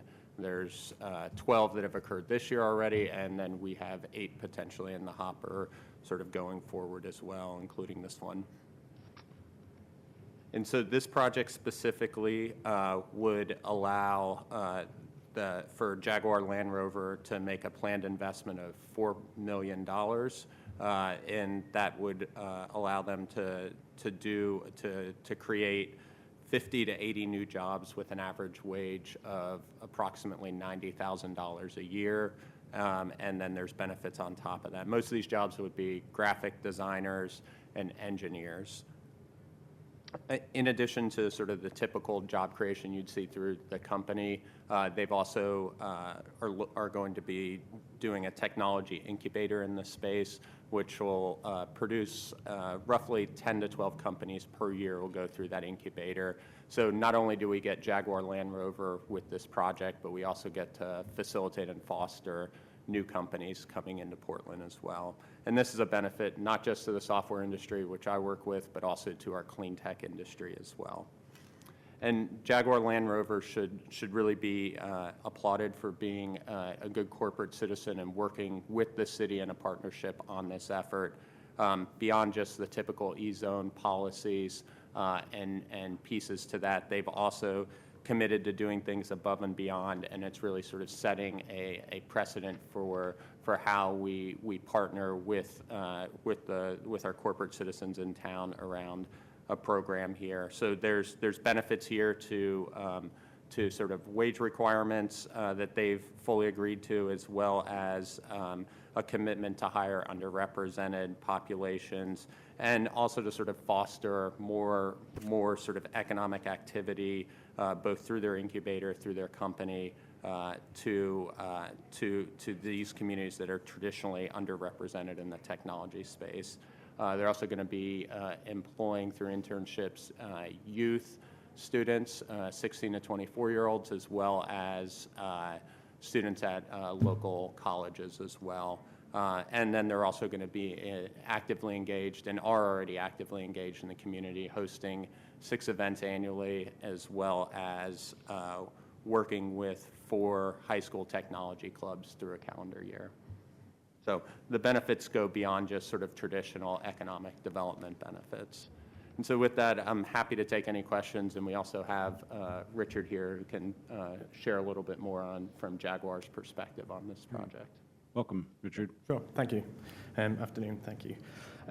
Yeah, so the enterprise zone is critical to solidify presence and expansion in Portland around technology and research and development, which is what Jaguar Land Rover is committed to. We looked at other cities up and down the West Coast, and we chose Portland for a number of reasons. We have collaboration partnerships existing before we came here with Intel and other software companies. We looked at it strategically and geographically. Because we're a car company, we like to test the car, so getting out into the road and driving around Oregon was also very beneficial and contributed to our decision. Also, the connections, we are quite close to the Bay and the companies there. We're also looking at the local talent here and looking to grow that talent by offering jobs in the community. We're excited because of the partnership we have with the public sector, such as PDC and Drive Oregon, and we're growing those relationships day by day. We have partnership benefits. Partnerships benefit our technology and the connection with the local community, such as job fairs and school events and other of the events that we host annually.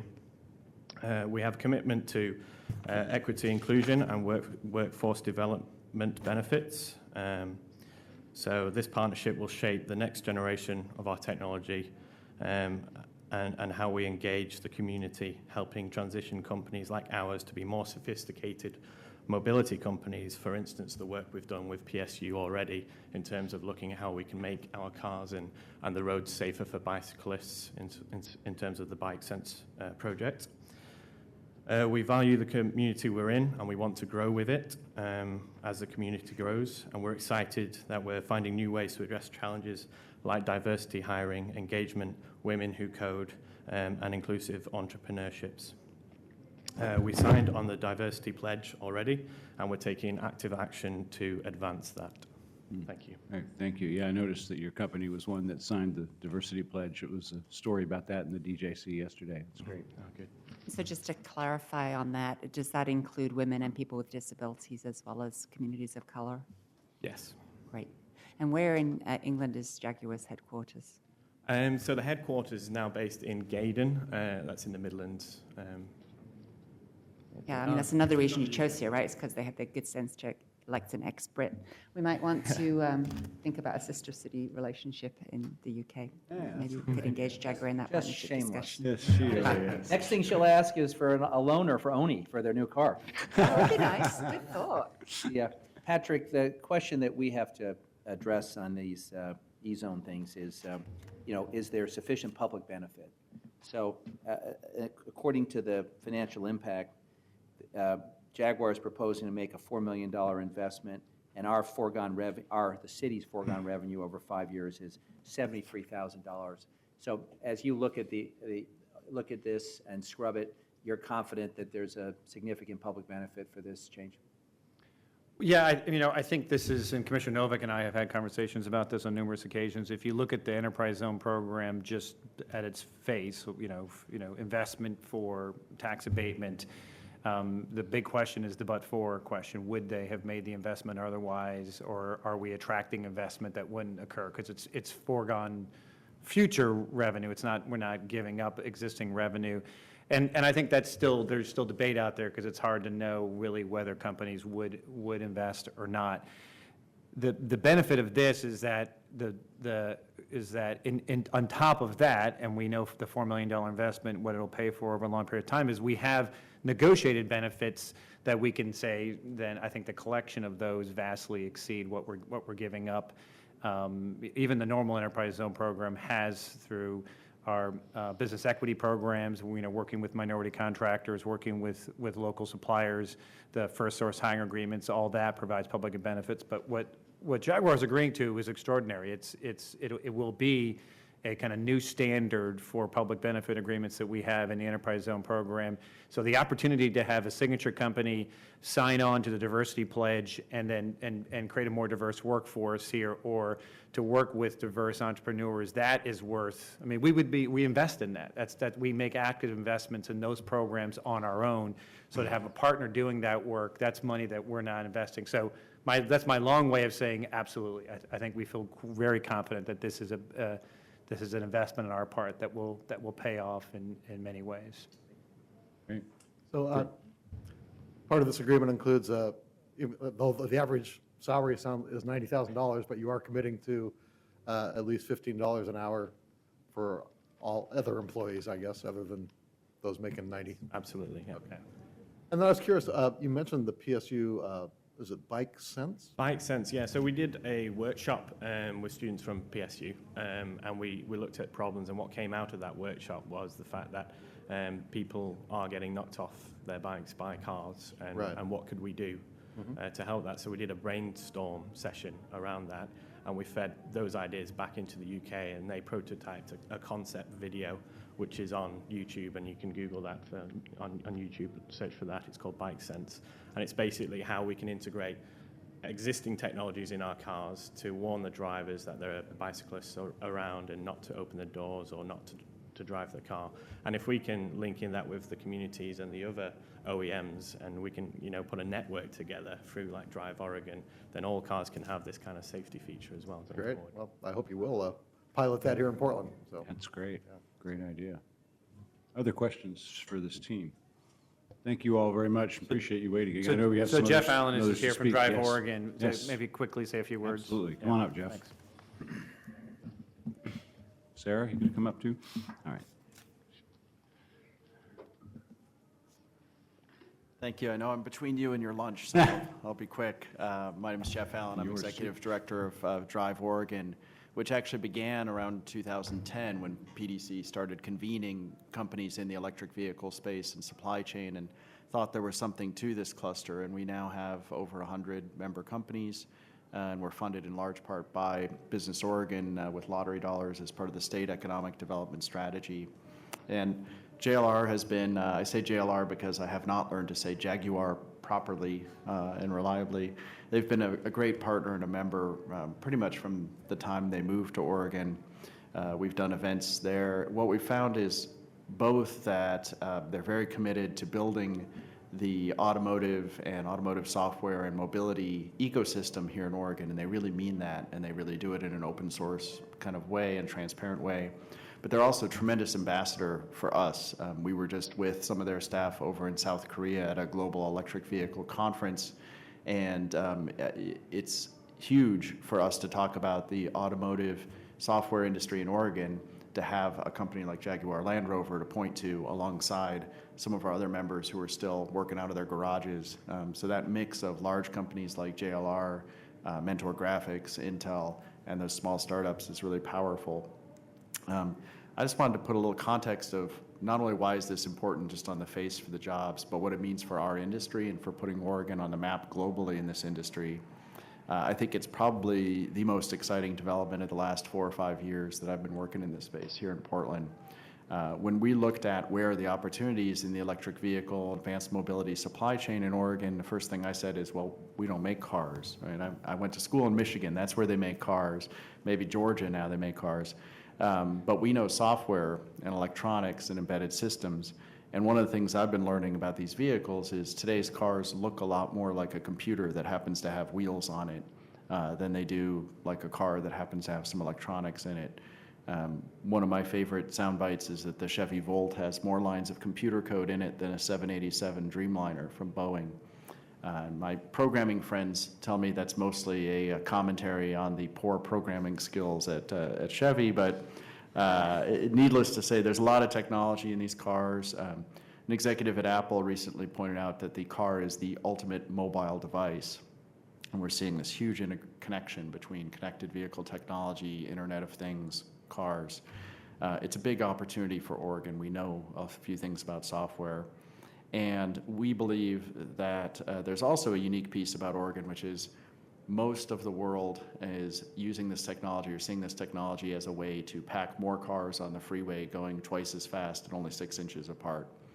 And Oregon is kind of an outlier, as we often are, in asking questions like, how could you use this technology to make cycling safer and reduce right hooks? How could you use this to improve transit services and help companies like Globe Sherpa continue to grow here? So we have both that kind of sustainable mobility niche and this software expertise. And we think this incubator is really going to help drive the growth of that ecosystem in itself, but also through all these startup companies that are going to be coming through the incubator. Drive Oregon has made a commitment to this project. First of all, we've committed one of our matching grants of $50,000 that's contingent on the launch of the incubator. But we've also committed to help recruit companies into the incubator and to help support and mentor those companies in the incubator. And then importantly, to help make sure that they stay in Oregon as they grow. And I think this will attract both local interest from the software community in working in this space, but there's also some real potential to pull folks out of California, where most of the automotive companies have their software design centers, bring them up here, put them through the incubator, and after they've been in Oregon for 6 months, especially if they're here in the right 6 months, they're never going to want to leave. If they're here between November and April, it might be a little harder, but if we time it right and they're here on a day like today, I think we can keep them here. So. That's great. Thank you, Jeff. Questions for Jeff? Thank you all very much. Anyone else want to speak on this item? If not, then let's take a roll call vote on the resolution, please. Aye. Saltzman. This is a great additional investment, and happy to support it. Aye. Novick. Richard, I have to say that the commitments your company are making today are very much at odds with the unflattering portrayal of Jaguar in the show Mad Men. Aye. Fritz. Well, thank you to Patrick and the team for doing this. I'm a big fan of the enterprise zones. Have not previously been a big fan of British car companies, and I was born in Sutton Coldfield. I'm very proud to be associated with this work that you're doing. Thank you for coming to Oregon. You can tell other immigrants who might be homesick for good home cooking that Tabor Tavern on East Burnside has the best fish and chips in the state of Oregon that I have found. Aye. Hales. Well, the council will remember we just approved an updated strategic plan for the Portland Development Commission, which said we have 3 jobs, create jobs, build the city, and share prosperity. And this is at least a twofer, because this company is promising to really create opportunity for more people while we grow the job base here. And that's exactly what we had in mind. And we can write those words on a strategic plan and adopt it, but it requires that the private sector step up and help. So we really appreciate your company doing that. This is really an excellent commitment to shared goals, and we look forward to your success. Aye. Thank you all. We're recessed till 1:15. Thank you.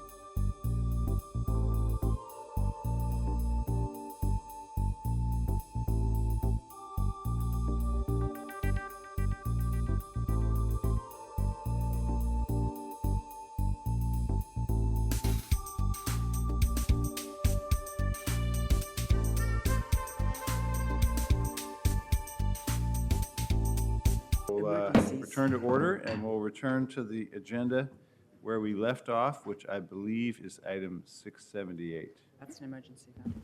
Oh, right, sorry. So let's go to 682.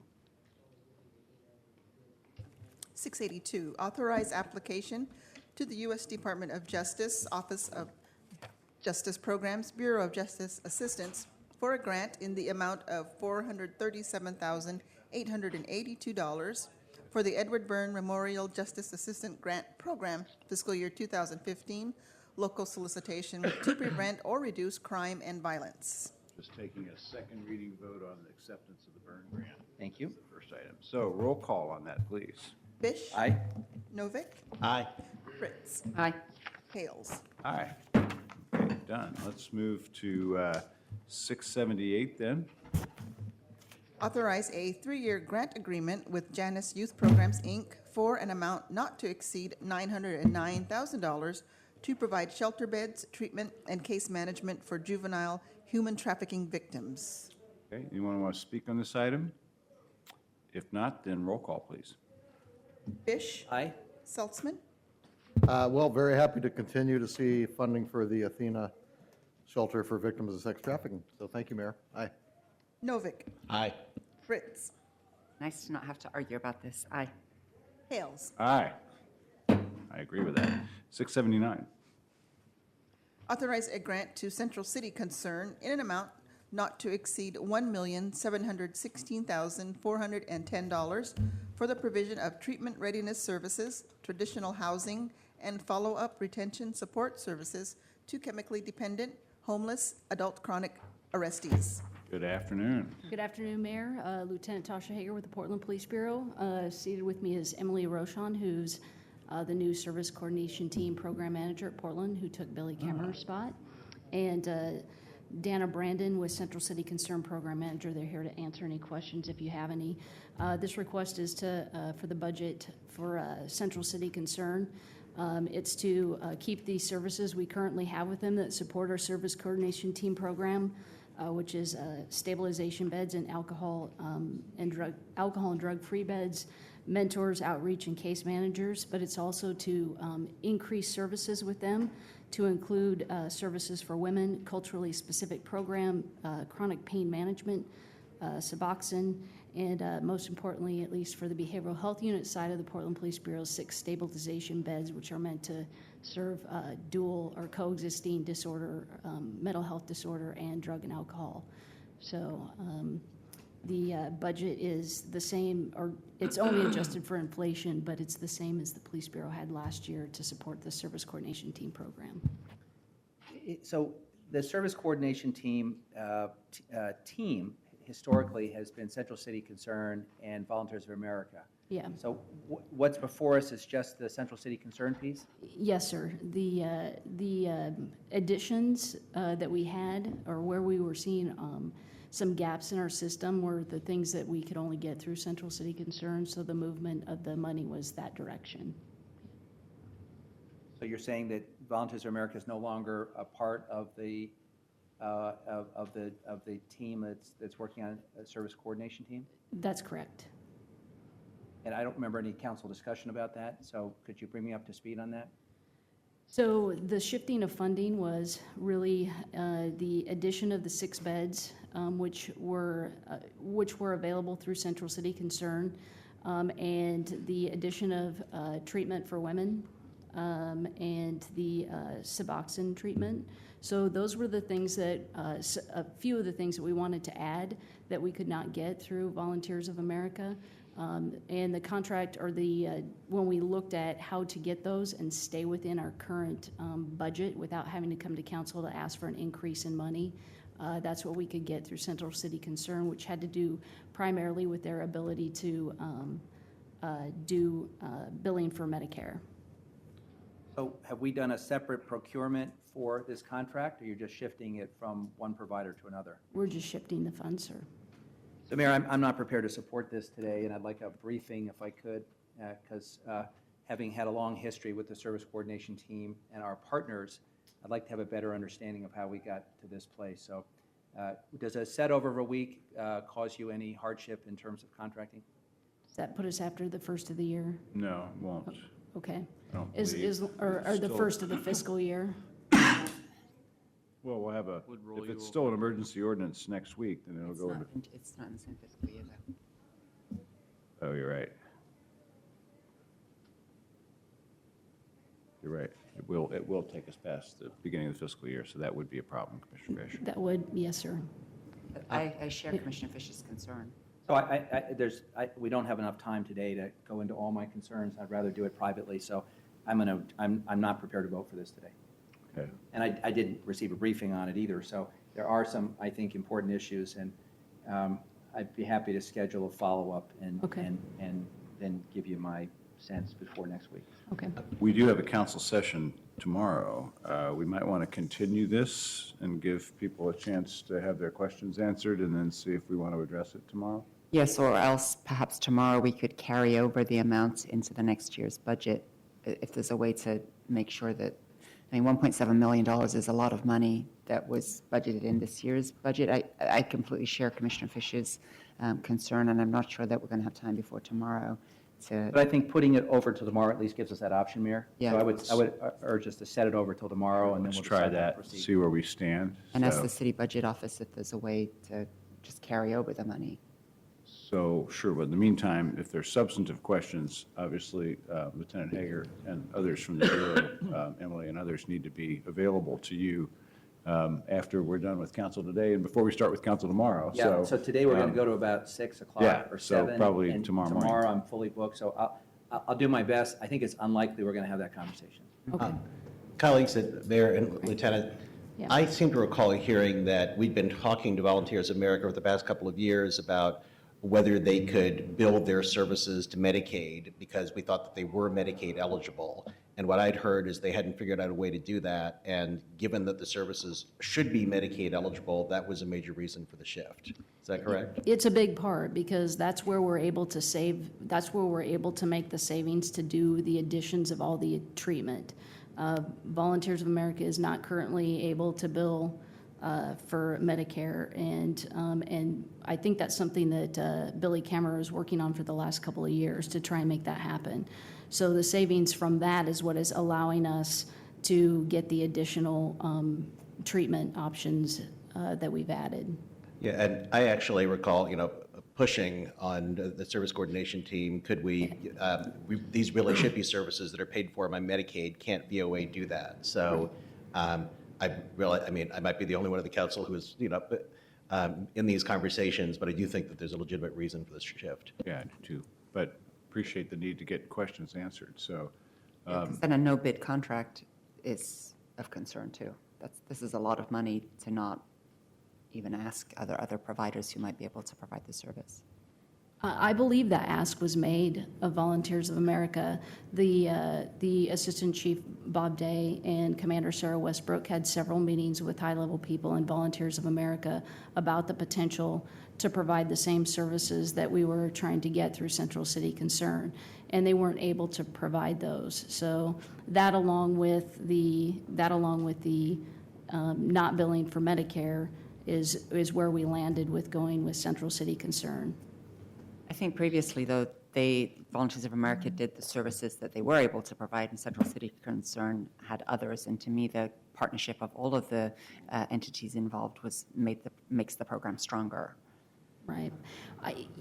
There's no doubt that having multiple partners makes things stronger, and it's not that VOA is not a partner with the Behavioral Health Unit. It's just for this particular contract, in order to get the savings that we needed to add the additional beds and the treatment for women and the Suboxone treatment, we needed the additional savings of the Medicare billing to pay for those things.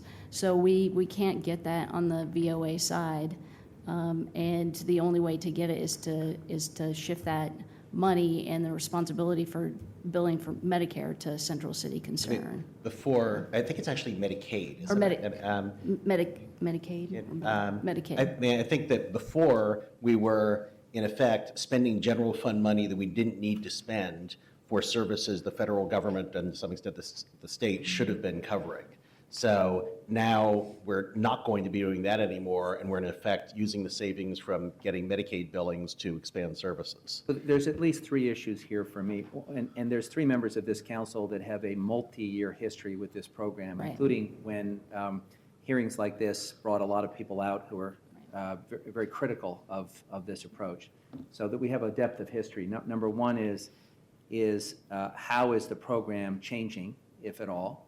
And that could be responding to the conditions in terms of funding. It could be responding in terms of who you're serving or any number of things. Number two is what's been the process to get here? Right. Because Volunteers for America was an initial partner in developing this. So and you know that includes performance issues and things of that nature. And number three is the contracting piece, since we're shifting money without actually doing a procurement. So I think all those perhaps we can discuss by tomorrow, and I'll certainly work with you. I have a sense we're going to be here till dinner time tonight, but I'll ask my chief of staff to reach out to you. Okay. And I did actually this morning, coming out of a breakfast meeting, hear something on OPB, but about this particular program. And what struck me is that it was one of these news accounts that actually presented none of the history, none of the context of how we got here and what's really going on here. So I was a little frustrated with that. But anyway, we'll try to have that conversation before tomorrow. Okay. But no guarantees. All right. What is Suboxone? Am I pronouncing that correctly? Suboxone. Suboxone? Suboxone, it's a opiate replacement. So it's kind of like methadone, but a different type of replacement for opiate users. For men and women? Yes, Yeah, okay. yes. And I'm looking at the contract itself and wondering if there are any changes in the mix of the different options between treatment readiness, alcohol and drug-free units. Somewhat concerned that the alcohol and drug-free and the women's program both require sobriety at entry, and those are the majority of the beds, whereas the treatment readiness is only 18 beds.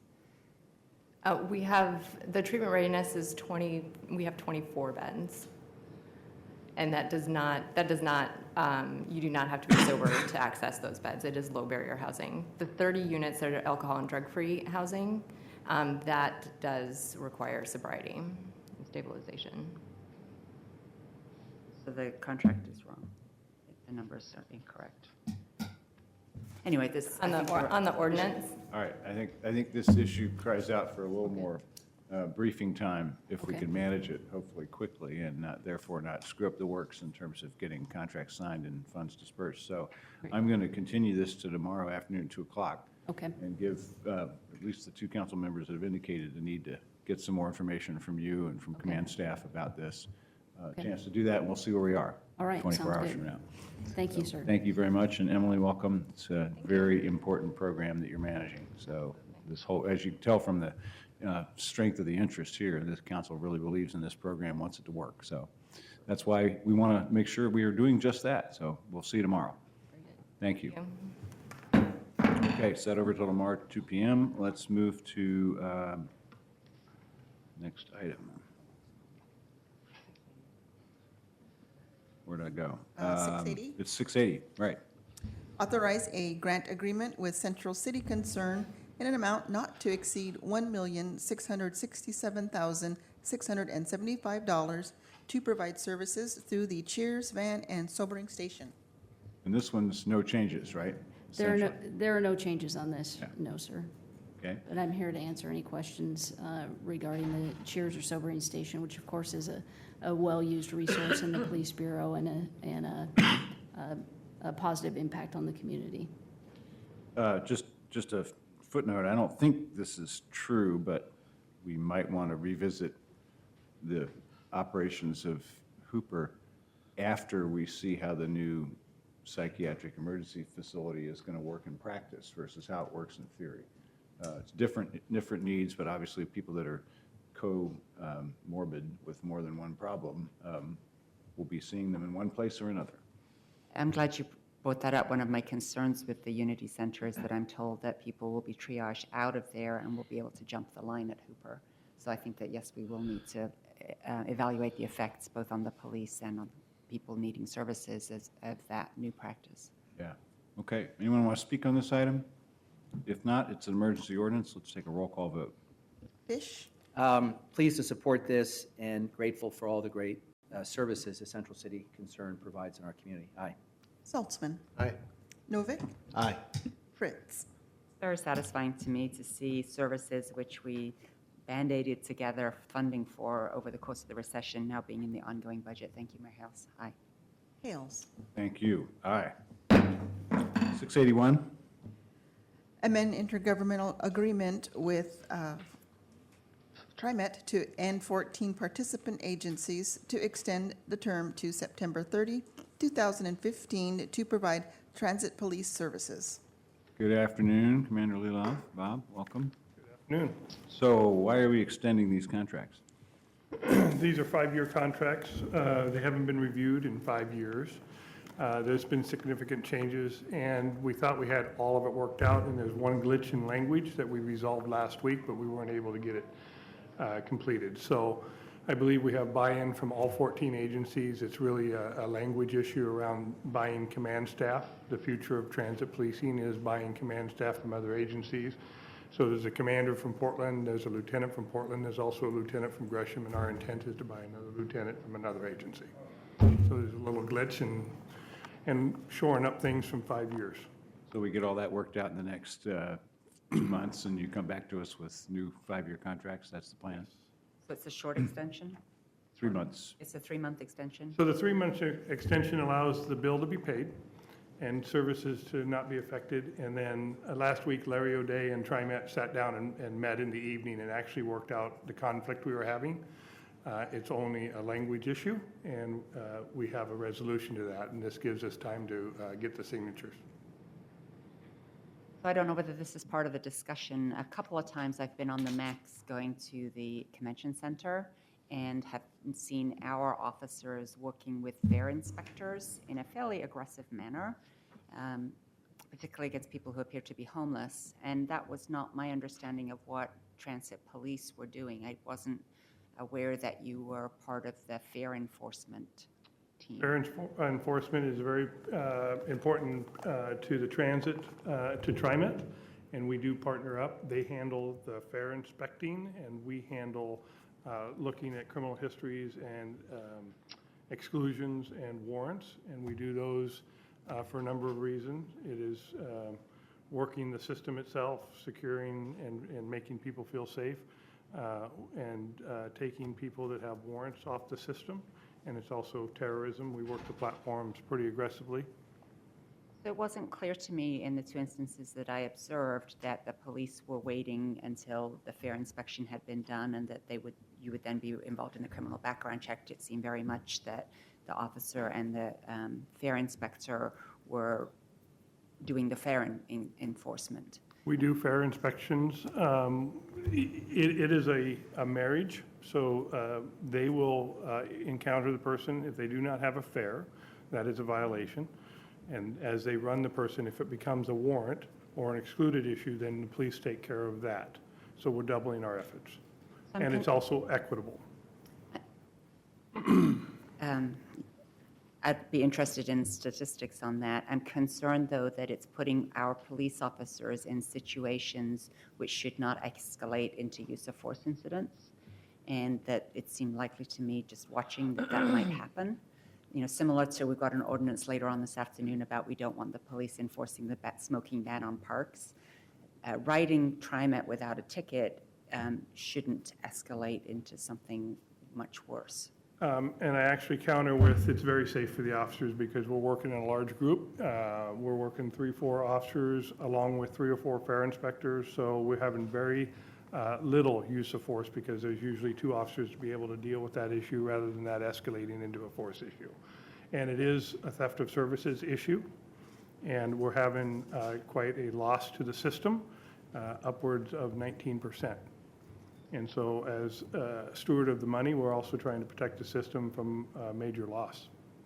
I was more concerned about the impact on the passenger than whether the police are in groups of 4 or more. So my 6 months there, I think the impact is that people really enjoy that. They like seeing the police on the platform. They enjoy feeling safe, and we hit different platforms at different times, and it's also a mechanism to counter violence in some areas of the city. And so working in a large group is actually a very effective tool.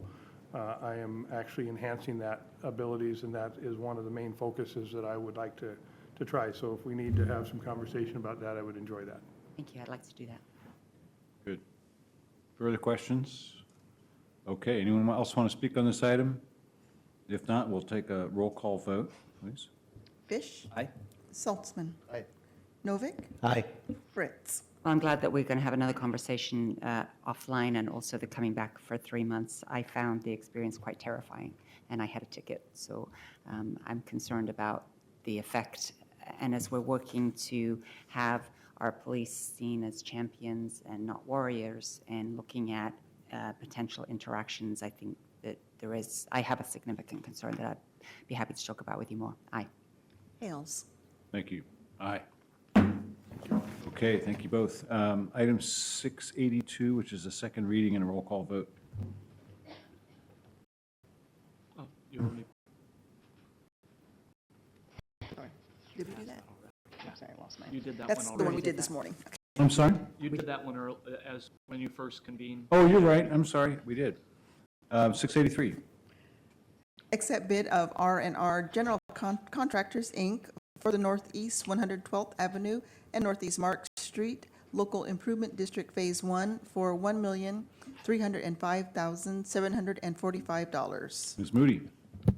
Good afternoon. You have before you a procurement report recommending a contract award to R&R General Contractors. The engineer's estimate on this project was $1,575,473. On May 12, 2015, 9 bids were received, and R&R is the low bidder at $1,305,744.60. Portland Bureau of Transportation has reviewed the bid items and accepts the proposed pricing at 17% under their original engineer's estimate. The city identified 11 divisions of work for potential minority, women, and emerging small business subcontracting opportunities.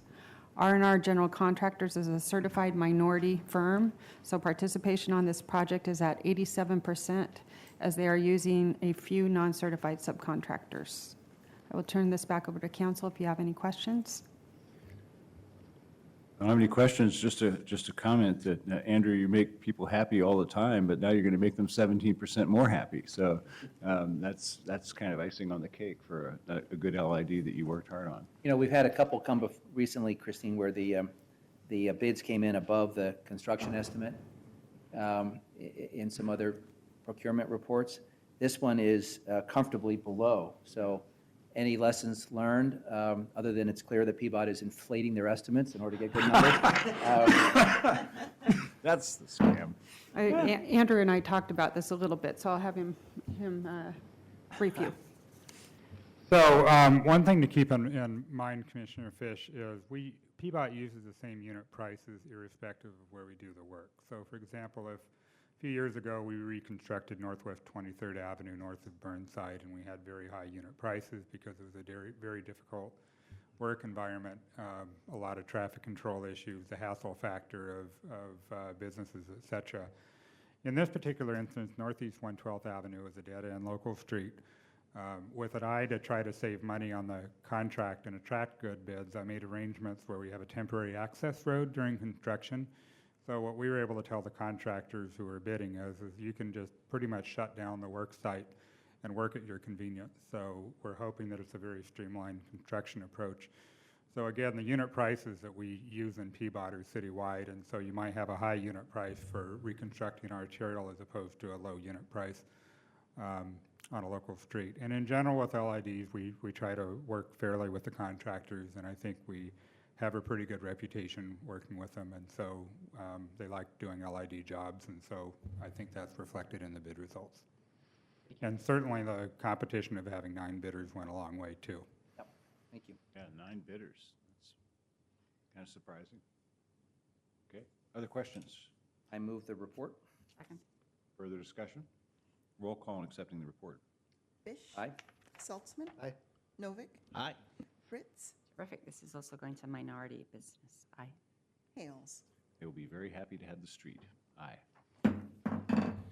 Okay, let's move on past 684, which we've already done, to 685. Authorize a contract with the lowest responsive bidder for construction of the Columbia Boulevard wastewater treatment plant lagoon reconstruction Phase 3, 4, project number E07146 for $11 million. Okay, second reading, roll call. Fish, I want to thank Scott Gibson and the team. I think they've really refined these presentations, Mayor, to the point where they're quite helpful to council. They're succinct, and I appreciate all the work they've put into doing this the right way. Aye. Saltzman. Aye. Novick. Aye. Fritz. Aye. Hales. Aye. And 686.